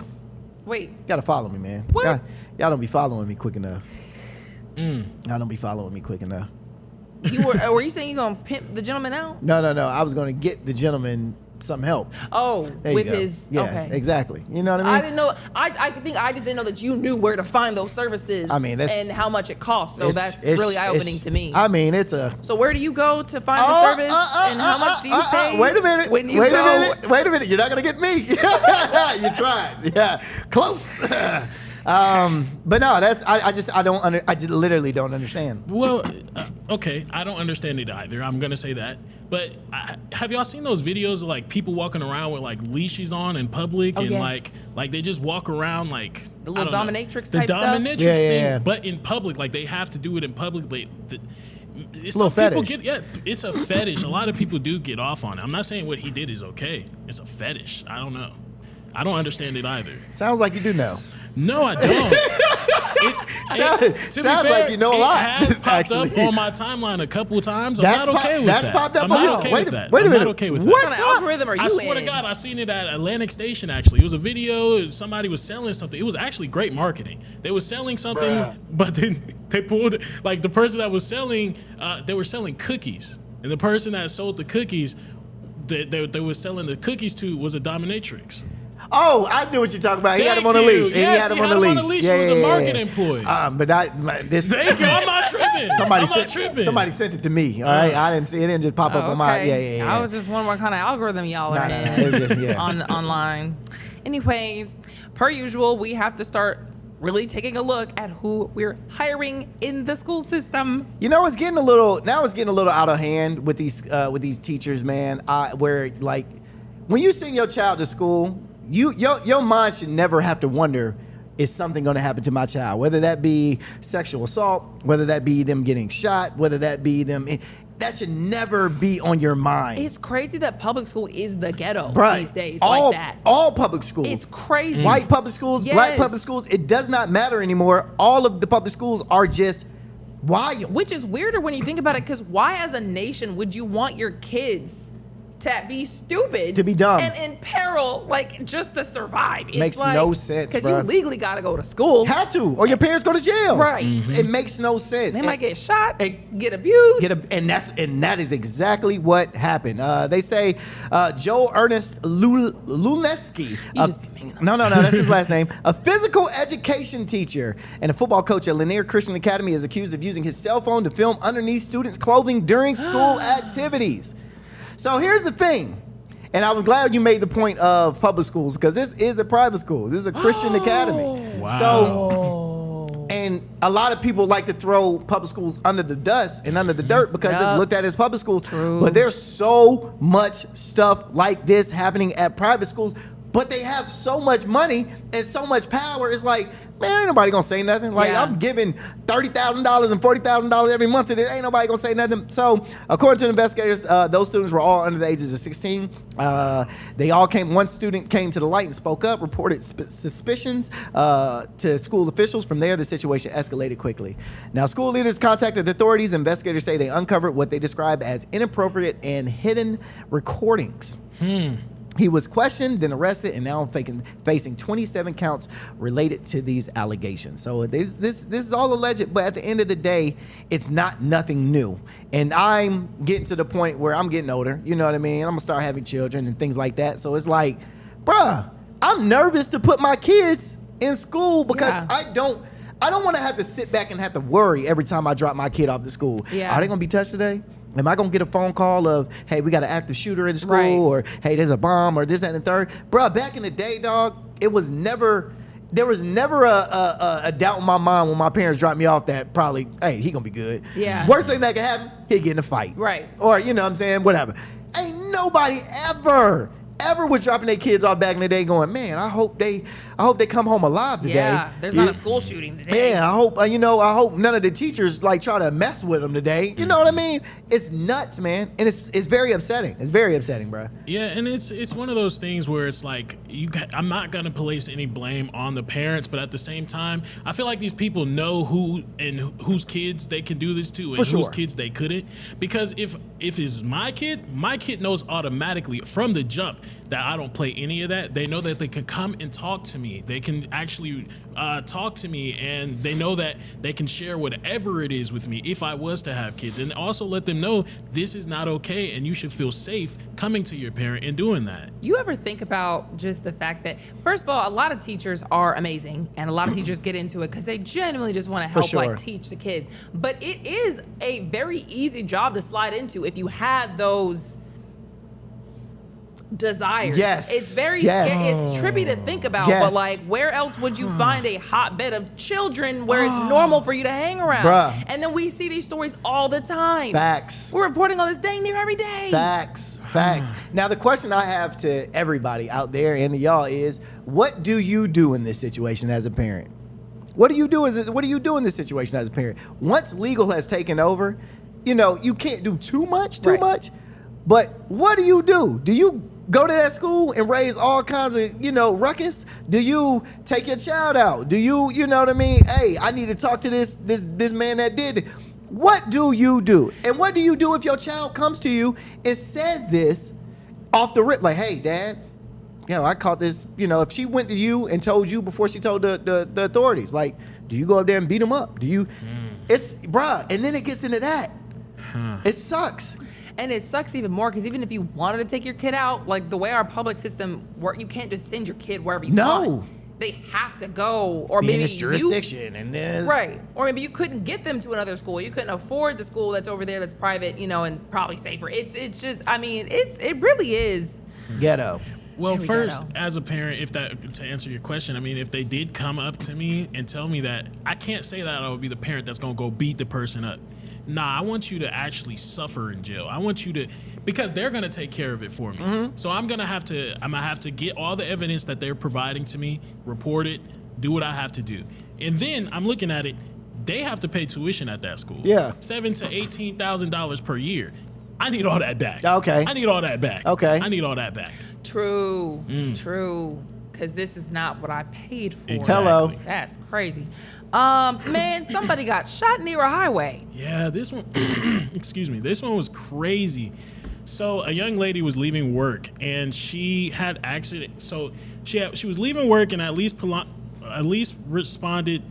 police responded to reports of a shooting on I-75 near the North Central Avenue area. So officers found a 34-year-old woman inside a BMW SUV. This is a BMW, really nice car. This is at the peak of traffic too, because it's around 6 p.m. So they don't necessarily know if she got shot before she got onto the highway or if she got shot in traffic, but she ended up pulling over her vehicle on the side of the highway. I don't know why I thought you meant like she was walking on the highway, because that's happened before, like a homeless person or something. So she was was just like traffic. Oh, this is traffic, and I keep telling y'all, like you say, don't be blowing your horn. It's sad that you can't do it, but it's like you never know what exactly how people will take it. You never know what people's day was at the time. You never know exactly what's going on, and I'm not saying it's okay, but unfortunately, the lady did end up dying from these injuries. Wow. Do we know if she was in a road rage incident? Like, was it like that They scenario? It's not that scenario, but I mean, one could only really assume. Yeah. One could only really assume. Got hit by like a stray Yeah, and bullet or like. Man, a stray bullet. No, Like, they were what on if the she side, was- they were on the highway. But again, they said that they don't necessarily know if this happened before she got onto the highway. So she could have been hit with a stray and then like Real. just been driving. But dang, what would you do if you were just driving and you got shot? This is traffic, though. In rush hour too, you can't even like get off for real. You stuck. It's like, man. And she ended up losing her life. So there were reports that actually said that this woman was pregnant at the time. Oh, wow. She left behind 2 children already at the house. She was just coming off from work. These are according to reports. But it's really unfortunate when I heard this, man. 34-year-old woman too. Well, it's crazier because like if you don't really know where it happened and how it happened, who do you even hold accountable for that? You know what I mean? Like who gets arrested? Unless it happened where there was maybe like a flock camera or something. So it's like, I guess it's possible, those flock but cameras. I need those flock boy, cameras that's to crazy. come out. Yeah, so the parents, the family is out in South Carolina. They was basically saying, she moved here for a better life. She moved here for opportunities. This is Atlanta. You hear this, and I'm just like, man, people don't take into account the traffic. Yeah. And the crazy people that's in the traffic when you come into Atlanta for these opportunities. Yeah. So be safe out there, please. They're offering a reward of up to $5,000 if you can give information that leads to the arrest. Man, that's worth more than 5,000. Come on now. All right. Yeah. You do 10 10. at least. That's driving down the road and I got shot. Crazy. Boy, please tell me you know who that is. That's crazy. Real talk. Also crazy, I saw this on the news this morning. A bus ran into the height clearance sign at the Atlanta airport. Look at what happened actually. So is that before and then that's after? That's after. So this incident happened on Tuesday morning at the lower level of the South Terminal area at the Hartsfield-Jackson Airport. I don't know exactly where that is. I didn't know what I was looking at. The bar is going through the windshield. Through the Just windshield. So if you can, because I didn't see that. So the bus was struck by a hanging metal height clearance barrier while traveling through the terminal, and the impact. It caused as you see, the pole to go through the passenger side of the window. Boy. Nobody was on the bus at the time. They might have died. Yeah. Look at where it's going, right where that first seat probably is. Nobody was on the bus at the time. The driver, they were safe because it was just the passenger side. But apparently this guy said that he was he was wearing glasses and experienced sudden visibility changes moving from a bright area into the darker section because it is that little bridge area that he's coming into. So he was saying he basically couldn't see. He couldn't see the pole in the way because it was in the middle lane. He wasn't really supposed to be driving in that lane. But again, nobody got injured. Everybody good overall. Why was the pole in that direction? Doesn't it look like it's supposed to be facing the other way? Yeah. Why is it facing like that? Well, you said it was in the. Oh no, that's okay, before? there it is. Yeah. Wait, but why is the pole that low? In the first place. Right. But I mean, apparently this is something, he wasn't really supposed to be in that middle lane in the first place though. Oh, so that's a heck of a thing. They just have to definitely be in the other lanes where they hit a pole. So, of course, they said significant damage was done to the bus. That's poor design. I'm sorry. Over thousands of dollars. This is the southern terminal now. I really want to see where is that near? Where is that going into? That's Isn't that near, Southwest. Delta? And, no, That's Delta's the other north. side? I thought it was near Delta. north. Delta's was the north. rest? We have I our thought own it was near terminal. We have our own terminal. You sure? Yes. I thought north was. You sure south isn't? It's either south or one of the. I think it was Delta. I think it's Delta. I think it's Delta. I It's thought not north Delta? was the Yeah, other I one. was about to say north is. I know somebody in the chat knows about this. Southern terminal. South is Delta. It's South the red one. is Delta. And okay. north is blue. But this has nothing to do with Delta. If This- this is the closest thing you can find on Delta, baby, I'm sorry. Hey, you might want to reconsider your stories. You might want to reconsider your stories. He not even the official drive. Like what? He ain't got nothing to do with Delta, sir. Good try though. That was a good one. That's You know real. how crazy it is that that's your job and you just like ruin. You know how bad I would feel. You just got a whole because that's the but. Have you ever waited for the bus when you're going to park to come from like park and ride over to Yes. the airport, and you got a whole bus down because you don't want to?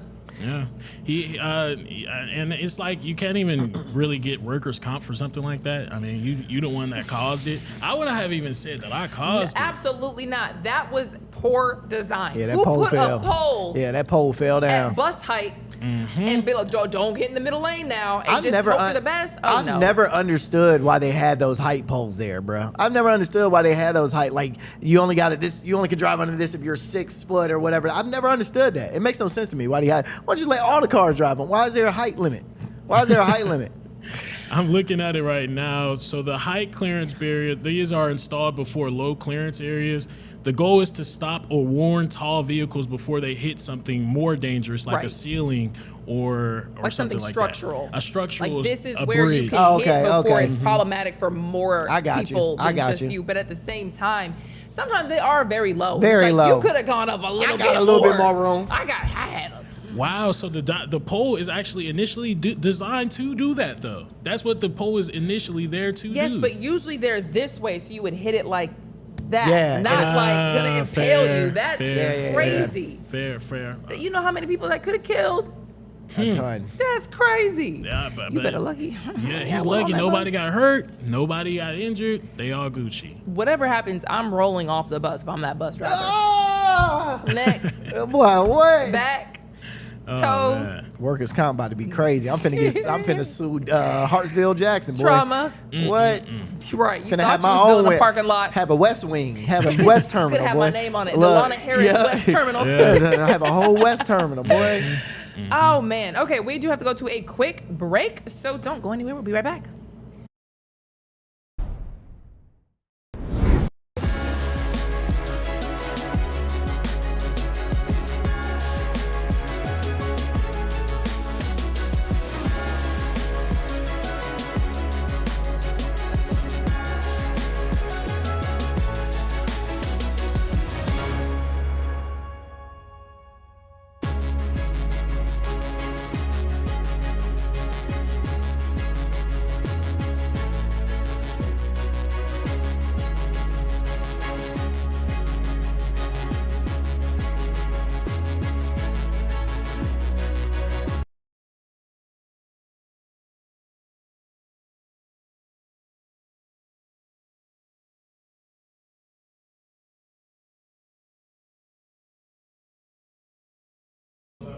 Okay, bet. Yeah, we're talking about how this might be Millions' last day. Y'all funny. That's crazy. That's crazy. I didn't know that was a term. I didn't know that was a slang. Oh man, these young people don't know no kind of history. Not a nan, nothing. So crazy. what war is that? I think two. Wait, would that be World War? Will, you hate it. Whatever, you hate it. whatever Okay, Pearl but I Harbor said was. too. Whatever Pearl Harbor was. What was Pearl Harbor? Because I do actually confuse like the reasons for What was World Pearl War I and Harbor? World War World War II. I? Because at the time they weren't called World War I, they were called like whatever it was, and then later on they got names. World War I, World War II. What? World War I was the Great War. Right, that was the Great War first, and then there was World War II, so now it's just World War I. But like, what was the first one about on the U.S. side? Slavery. No one know about no slavery. You so The first one, the first World War. over slavery. That was terrible. You know what's crazy? I think it was Germany also involved in the First World War. Right, but like, I can't remember how that shook out. Cause didn't Germany get like upset, and then they were like, we should have been in a better position, and they just kind of went ham. World War II. I can't remember how that shook out. Because I remember we got drug into one of those wars by, wasn't it Pearl Harbor? Yeah. That's what drug us into the war to begin with. Oh, I can't remember what happened in World War I. Pearl What's Harbor. up, y'all? Cabra Hive. What's up, Lana Hive? See, y'all ain't got no hive. It's okay. Yeah, you mad about it? It's all good, man. I'm not worried about that, man. You know what I'm saying? I'm my own hive. I want a Colt. I'm my own hive. Join Millions Cold, guys. That's what I want. How about taking singing lessons? You know what's crazy? I have been wanting to go to group karaoke, and they always hate on me for suggesting it. There's a karaoke spot Y'all keep saying it's a karaoke spot, but now I am done. Yeah, I'm done recommending because y'all are haters. Yeah. We should film it. We should film it. We should. Scary. Nobody would ever watch us ever again. We put our karaoke on. Speak for yourselves. I can sing. Man, bust a note. Hit a note. I can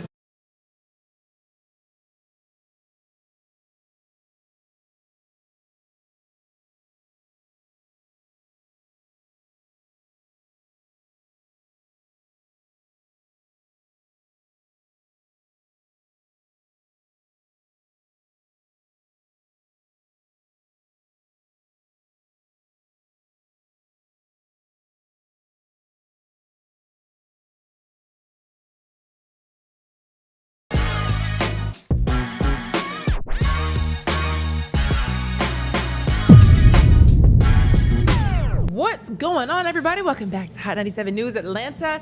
Did you guys see? I think didn't this happen over the weekend? This took place on the 14th, I believe. Okay, yeah, it was a couple days ago. 200 people blocked the intersection in Georgia with 12th. some hood rat-ish.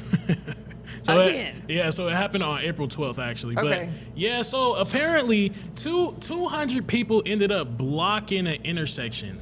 200 people ended up blocking an intersection. They do these things. It's not necessarily takeovers, but it's like racing. People go out there and do wheelies. People are doing donuts. People are just living a life to the fullest, but unaware of what everybody else is doing. This is what it actually ended up looking like, though.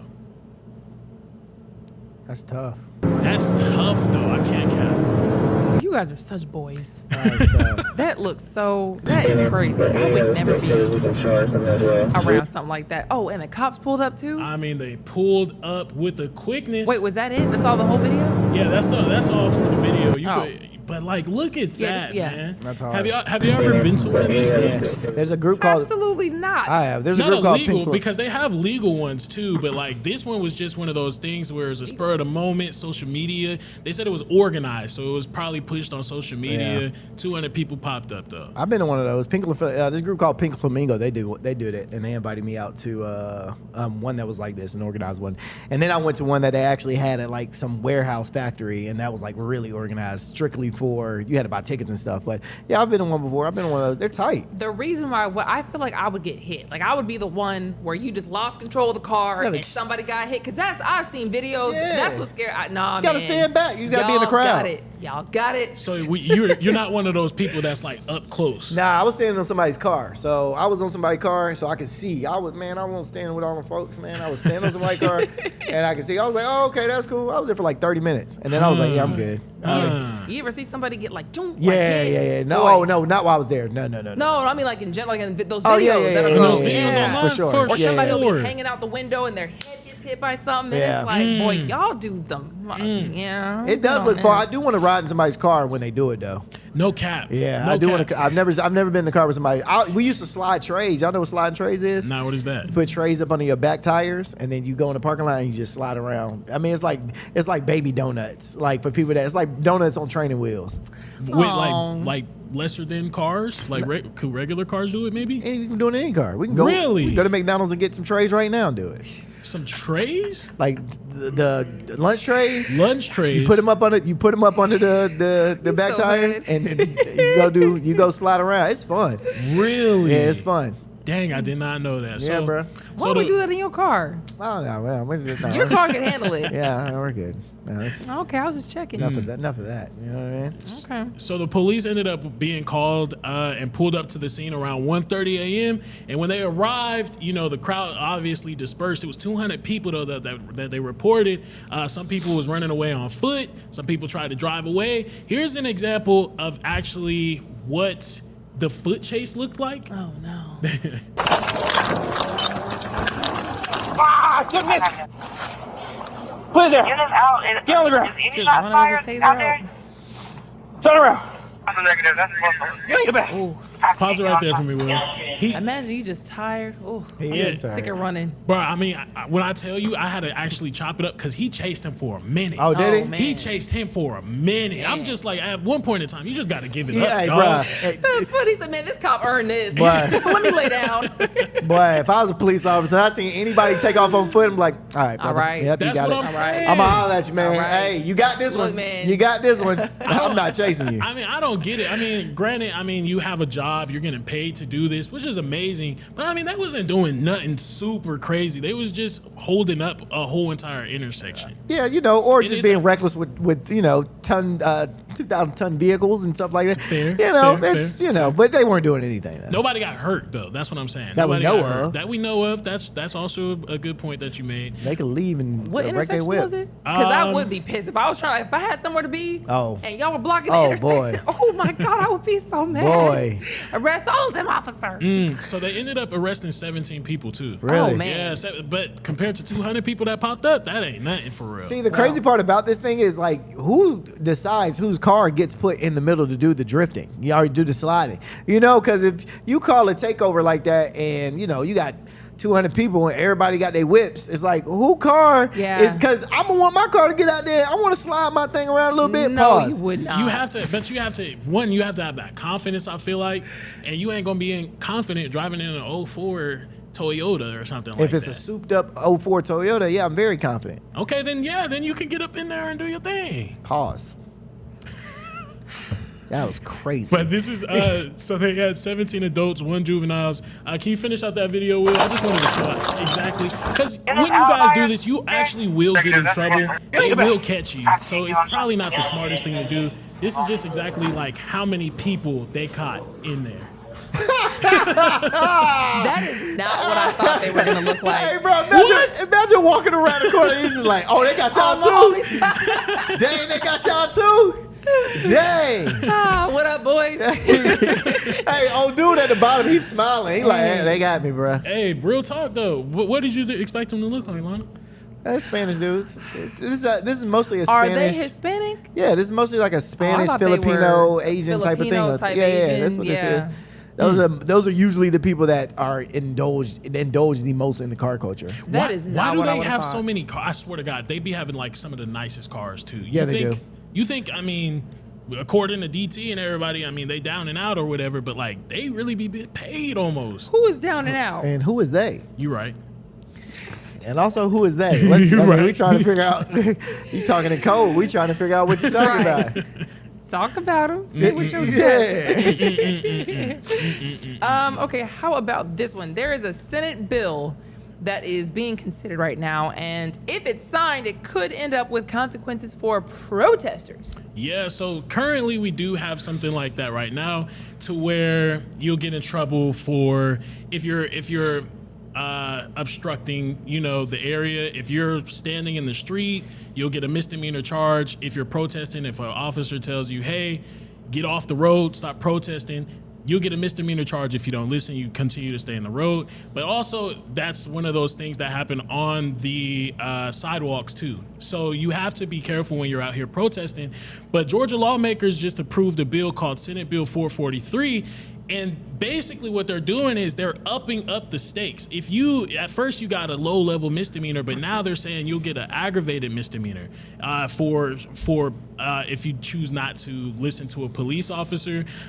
They're saying that you could get a fine of up to $5,000 if they end up arresting you. Sheesh. And you could serve up to 12 months in jail. Yeah. A year? A year in jail if you do not listen to a police officer when they tell you to leave during a protest. Now, it's so funny how they chose to pass this around the same time that there was a No Kings protest. A No Kings protest that was going on, that was in the streets, that was around the sidewalks and things like that. But just be aware that they're doing these things behind your back, not necessarily letting you know, and you could get in trouble while you're out there protesting. So try and get the permits before you go out there and protest. Try and get the licenses, all types of things. But at the same time, it's like you're in America. You should feel like okay to protest without having to go through all that. No, for sure. And y'all know how I feel about protesting. What do you feel? I just think it's useless. No. I do. Useless? I think protesting is useless. How can you say that with everything that we've been through? And what has it helped? I mean, we're talking right now. That's real protesting. That's real protesting. I'm talking about protesting now. It is BS. I was actually thinking the same thing. I'm talking about protesting now. We ain't protesting. What we doing? We going out there saying, stop that, and then what? Go home and do nothing. And do the same thing. So what was the Martin Luther King and the Civil Rights Movement Real doing protesting. instead? Making stuff real shake. Protesting. Making stuff shake. People don't do the kind of protesting we did back in the day. They stopped riding anymore. buses. Shut down. For over a year. Bruh, stop riding buses, bruh. Stop doing this. They really made people go, okay, well, we might need to actually reevaluate how we treat black people. Man, let's see how we. Yeah, bro, they stop stuff. Inconvenience people for one day, and that's it. That's it. Boy, y'all get out my face. Look, we can't even we can't even come together and protest Target, and I'm that person because I didn't do it. So it's like, dang. Yeah, bro. So then, how can you blame them if it's you that's the problem? Oh, because it's a million other me's out there. Just like we were talking about, you know what? And it's crazy and it's sad. It's actually very sad. Like the fact that we all know that Amazon is treating our fellow Americans very poorly at the workplace. Like they've been in several lawsuits. We've talked about people having to pee on themselves, poop in bags. They just had people continue working while one of their fellow employees dropped dead, and we're not going to do a thing about it. Nope. We are going to continue shopping at Amazon. I got a package on the way right now. It's like you know what I'm saying? They're treating people like crap, and we're accepting it. And so why would they change? That's why I don't protest. That's why I don't believe in the way we protest now, because there is no change with the protest. If you could show me right now and say, "Hey, Rondell, we're about to go protest Amazon," and you show me valid evidence, like, "Hey, I got 2,000 people that have closed their laptops, that have canceled their accounts, and have not shopped at Amazon," I'd be like, "All right, I can get behind it. I'm gonna be there with you." I can't find 2,000 people or 1,000 people that protest and then stop doing what they say they don't want the government to do or whatever the case. I can't find that. Low key, this is because of social media. Like I think our biggest problem actually is social media in that way, because everybody's in their own algorithm. So even if I were trying to get something going, y'all probably never see it. Yeah. You know what I mean? Like even if you followed me, you don't even get people's posts for real that you follow. I get so many random posts, recommended. Do you want to see this more? Are you interested in this? Never see anything from the people I actually follow for real. And if you wanted to get something and make another Martin Luther King, you probably, it would be very hard. Very hard. Very much so. So what I'm hearing is something, I was reading a book about it. No, y'all don't think I'll be reading books, but I legit was reading a book. It's called Revolt of the Public. But basically, they basically go on to explain how capitalism, especially in America, has set up a system recently to where they can make you feel overly comfortable. What y'all are explaining, it sounds like y'all are just comfortable. Maybe somebody has to die in order for you to just take the stand and go out there and actually protest these systems. Even though we see that they're happening, they just made it too comfortable for us. And that's why I think that, it's not working. You're right. People do go out there and protest, and then the next day they just go right back to work. Why is that? Because they're really not about it, because they're comfortable with what they have. Exactly. But nobody's willing to be uncomfortable anymore. They're not going to do it. It's as much as my comfort level will allow, I will protest this. That's why I think the only way to really have your voice be heard in any way for real is to vote. Like that's the only real time, and then that's why I think it's so crazy that there's always so many issues with voting. It's like, bro, we've been doing this for so long. Facts. And now you guys have constantly given these people a reason to say, oh, that's fake. Oh, those results, they're tainted. Oh, there were no signatures on this. Oh, the ballots might be QR coded in a way that's fake. It's like there's so much. That's the only way we can actually make a difference. Now y'all want to say, oh, that might be fake too. It's like, bro. So y'all don't think that with the No Kings protest over they claim millions of people have been participating in that whole stop Donald Trump because he's a king thing or he's trying to become a king thing. Y'all don't think that was effective enough? Y'all don't think that it's messaging that they're trying to position it as? I know for a fact that real people went to that. I also know for a fact that people can be paid to go to things like that. And I think that muddies the waters. That's why I think it's messed up. I think if you're allowed to pay protesters, you should have to declare how many people are paid. Because I get the vibe. I will potentially attract more people if I got 100 people standing here than if I have 2. For sure. So I can see, okay, I just kind of want to jumpstart it. But when you paid for 100 protesters and there's only 106 that show up, now you're making it seem like something is a bigger problem than it really is, because half these people just don't even really care for it. Only 6 people actually care enough to stand out here. So that's why I think it's just they've made a mockery of protesting in a way that just sucks. So, so it's not, in your opinion, it just doesn't work. No. I mean, I think it works in a sense that, like, okay, you got enough numbers that I knew I wasn't crazy. Like, I knew other people were thinking the same thing as I was, but I don't know. I just think it'd be a lot more effective to put your money and your vote places than protesting in some cases. We can't even name a protest that's worked in the last 5 years. The George Floyd protest. How did it work? There's still police killing black people. Well, they did do some kind of like reforms. That reform because of that. That reform didn't work that like how these people wanted it to. So I mean, you can't. There's no protest we can name right now that in the last 5 years have worked. Well, actually, I would argue that there was, though, because, I mean, they have more training that they're giving to police officers. They have to now do certain things like mental health trainings. They stopped those no-knock warrants, I think, where they did the that Breonna Taylor that was the biggest one. And then, honestly, even the Renee Good and Alex Preddy shootings from Minnesota, they have them trying to get ICE to have body cameras. And so it does work. They got Jeff, old Jeff, the little boy the old guy that was dressed like he was wearing trench coats. You remember that? Trench coats? What is his name? Jeff. Oh, Jeff. He was, maybe it's not Jeff, but he was wearing trench coats and he was like leading DHS at the point in time. Oh, Greg Bovino. Greg, there we go. Oh boy, Greg with the trench coats on. Come on, Jeff. Bruh, real talk. Greg, no, you're right. Bruh, they got him up out of there they ran him up out of there because of the protest that people was actually having. So yes, maybe I think protests do work. Because they were out there day after day after day after day after day. They didn't just like do it and like bounce. That's fair. You know what I mean? So like pressure, you gotta put pressure on these people, and that's where it's like, we gotta be willing to. But I do see your point, because it does. It's like it's not just nothing. Right. Because I do get disillusioned sometimes, but it's not nothing. Sorry. Y'all good? Y'all wanna move on? All right, because the people could be getting some reparations. Yeah. So Fulton County just dropped a 600-page report looking at things like slavery, segregation, policies, and how those basically affected black people in Fulton County alone throughout the ages, throughout the times that we've been out here. So actually Fulton County has like a reparations task force that they created in 2021.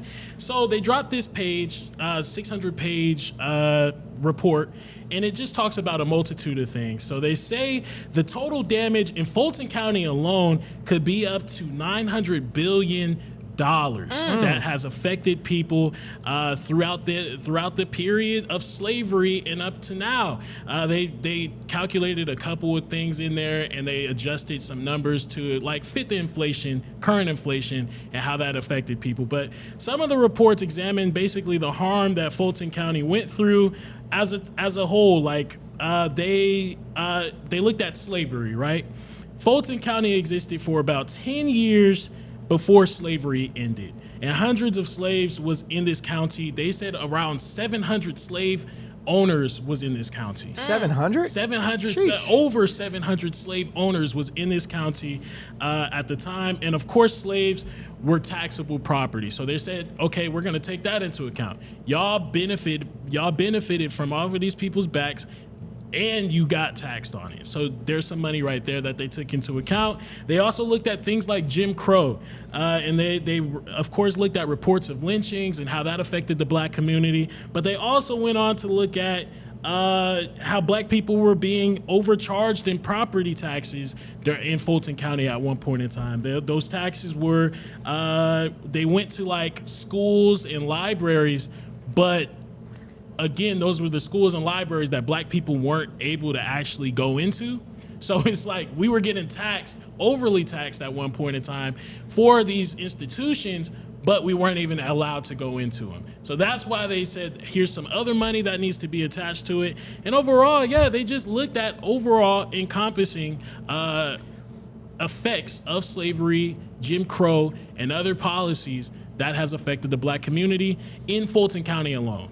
Y'all, this is amazing. They haven't came out with any declared number or like any real moves toward reparations yet. This is just the studies that they have brought up. So it could go in that direction though.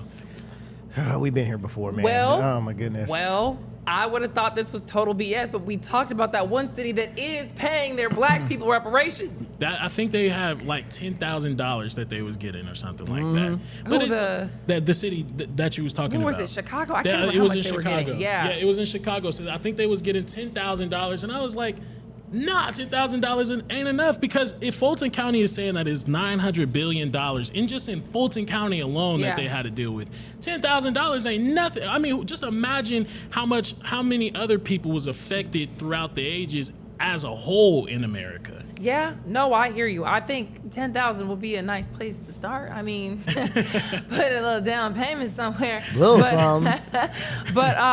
yeah, man. I mean, if they want to do this, that would be great. I think that they could do something similar. Tax the weed. Put that on. That would be crazy. The reparations bill, you know, and all that kind of stuff. I mean, but will that happen? I don't know, they got a lot of black people here. They got way too many black people here. They would never let that. Talking about reparation, all these black people? Oh, yeah. All right. Especially with a number like 900 billion. Yeah, bro. Yeah. America gonna look at that.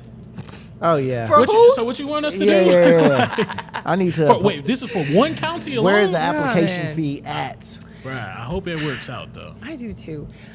We have 2 more stories for you, and like not a lot of time. Do you have time to do both? Yeah, let's do both. Okay, because somebody was impersonating our good brother Michael Penix. And he was stealing millions. So this guy, ex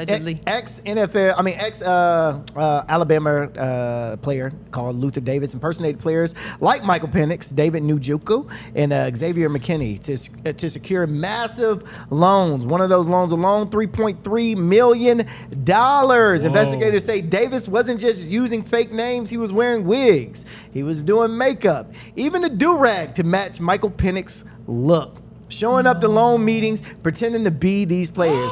He created fake companies, fake emails, fake financial records, and convinced lenders they were dealing with real NFL talent. Money gets wired, millions of dollars in accounts they controlled. Now, these players had no idea that their identities were being used. Now, authorities say the scheme involved at least 13 loans totaling nearly $20 million. Oh my God. And while his accomplice is expected to plead guilty, this case is still unfolding because this isn't just fraud. This is a full-on method acting with bank account. I love it. I love it, brother.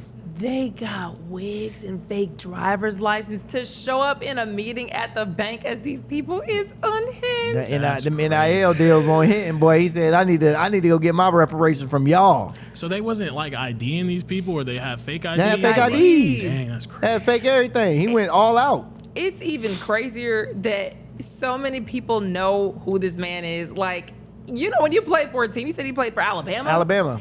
All his teammates, all his classmates are probably looking like, yo, he did what? Bro, he's wilding. Bro. He was a defensive lineman, so he didn't even look like Michael Penix. A defensive lineman trying to impersonate a quarterback is crazy to me, bro. That's so wild. But too big for this. Too big to be impersonating, bro. So he was doing that from 2023 to 2024. That's roughly about the timeline that he was doing it. Yeah, man. Listen, dog. If y'all football dreams die, just let them die. Okay. Don't try to just go get a regular job, bro. A lot of y'all have identity crisis when y'all don't make it to the league, or when y'all don't make it and y'all lose yourself and y'all figure out, oh, I was living this certain lifestyle, and now I got to continue to live this certain lifestyle because I was getting this kind of money in college and X, Y, Z. No, dog. Nobody's going to judge you. You didn't make it. It's all good. A lot of people don't make it to the league. Go get a regular job, or go try to go to the XFL or the AFL or the CFL or indoor league. Go do something else. Y'all want to live this life and have this facade. You don't have to. You know what's crazy? 2 things. They used to call like regular students Razzes, like the athletes. They would call us that, like regular A students. Because they do just like walk around with like, I'm better than everybody. So when you leave college and become regular, lot of people don't know how to take that. They don't know how to take that, bruh. Because they've probably been the best at what they do for so long when you make it to that university level. But as soon as I made a couple mil, I would have left the country. But y'all just like to scam and just keep scamming and don't know when to. Makes no sense. Makes no sense. Okay, you know it's Friday, so we're gonna help you out with some things to do. Yeah, so I didn't know that this weekend was the Sweetwater Fest. So Sweetwater 420 Fest, if you have not been to the Sweetwater Fest, one of my favorite festivals of the year, it will be at Shirley Clark Franklin Park. It will be Saturday and Sunday. It's gonna be a dope festival. Cardi's gonna be there? No. So Cardi B is her Little Miss Drama Tour is this weekend. Oh, that sounds. Wow. Oh, that's three different things. Okay, yeah. Yes, So yes, Cardi okay, B's okay. Little Miss Drama Tour is this weekend. Tonight is the first night. Saturday is tomorrow, and it will be hosted by my boy Fly Guy DC, who is doing the pre-show. That's gonna be dope. And the Big Shanty Festival. If you've never been to the Big Shanty Festival, it's a how do I put this? So I ain't trying to slander them, but it's an obscure festival. It's dope. It's fun. The Shanty Festival is fun. It's in Kennesaw, Cherokee. Vendors, all kinds of cool stuff. It's a good time. It's a very good time. When you say shanty, because I'm thinking of like shanty, like shanty town. I don't even know what that is. I don't know what that is either. What is shanty when town? it's like those little ramshackle, like just look just like no. You never no. like we're all like not pretending to be poor, but like pretending to be like olden days. Yeah, no. That's not this. No, well, what is all. this? You said you didn't want to talk about Shanty it. town. I didn't want to slander it because I've been to it before. Oh, And it it's doesn't fun? look good. Yeah, it's just not fun. Oh well, all it is. now you slander. Well, see, So you asked. Also, Shanty Festival. y'all gotta recognize. Will put me on the one real quick so I can show him what the deal is. Put me on the one. oh, he wants a one shot. There we go. Excuse us. Hey, we play this Saturday. We play the Knicks at 6 o'clock. Oh, Y'all that's right. don't miss it. 6 o'clock. The Knicks will be playing the Atlanta Hawks here in it. No, we at MSG this weekend. Oh, Yeah, we're at MSG this weekend. well. Yeah, it's all good. Madison Square Garden? Yeah, we're at MSG. Didn't y'all have a bet going on this game? No. no, we had a bet on the series. No. And my bet was Atlanta will go 4-3, win the series, and yours was what? 3 and They blow were get it. stomped. Yeah. We would go 3 and then they'll blow it. It was. We still didn't decide like what the repercussions Wait, are. dang. I said lunch. You said lunch, and that means he only has to lose one game, like right off the rip, and It's he a like, wrap. dang. No. That's Dang. real. That's real, brother. Nah. One That's game, it's crazy. over. Nah. And you owe him lunch. Lunch. $40. They'll be going crazy with I'm it. not going, bruh. Hey, man. He's an expensive guy, y'all. Hey. We do have like to what I leave like. it there, man. Thank you so much for hanging out with us. We will see you next week. Peace.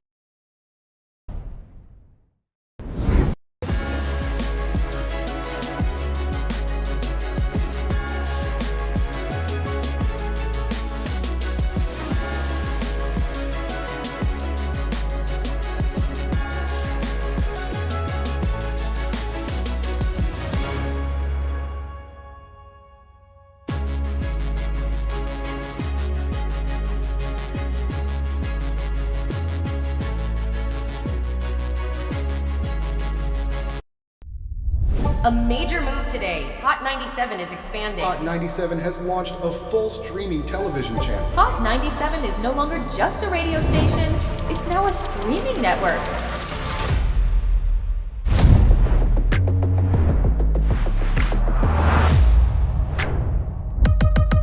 Welcome to Hot 97 News. Let's dive into the news because the news has been newsing. Hot 97 mornings with Mero. We got Shiny Culture in the building. Leah Bell in the building. Good morning. And DJ Cass One. You know what it is. You know how I get down with the Funk Flex energy, baby. Let's get it, Flex. Nobody don't want no smoke. Wow, it got spicy real fast. Here for it all. We're here for it all. That's Let's it. go. Mariah Carey takeover. The people made it happen. Yeah. I'm coming around to all the classrooms and we turning up. Good morning, students. My name is Wale. Aren't you supposed to be in class? Where are you supposed to be? Oh, I mean, you supposed to be in class, man.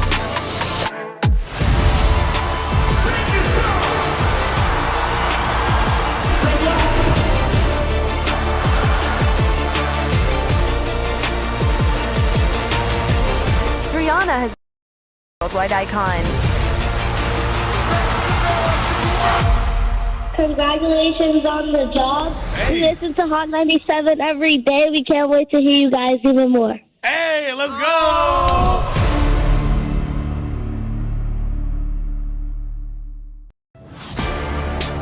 Get ready. The legend is on your screen. Funk Flex, the man who defines hip-hop, is bringing the heat from the radio booth to your TV. Where my camera at? That's my camera? All right. The biggest beats, the hottest freestyles, and that classic Flex energy. Bars are back. Now in your living room. Don't just hear it, watch the movement. Funk Flex, now on Hot 97 TV, Mondays and Fridays at 7:30 p.m. The voice and attitude you love, now on your screen. I love this. Nessa brings her unfiltered energy, real talk, and celebrity interviews from the radio to your TV. It's the same Nessa you know. Bold, funny, and always keeping it real. Catch Nessa, now on TV. Damn, that was deep right now. Tuesdays at 7:30 p.m. and Fridays at 7 p.m. Only on Hot 97 TV.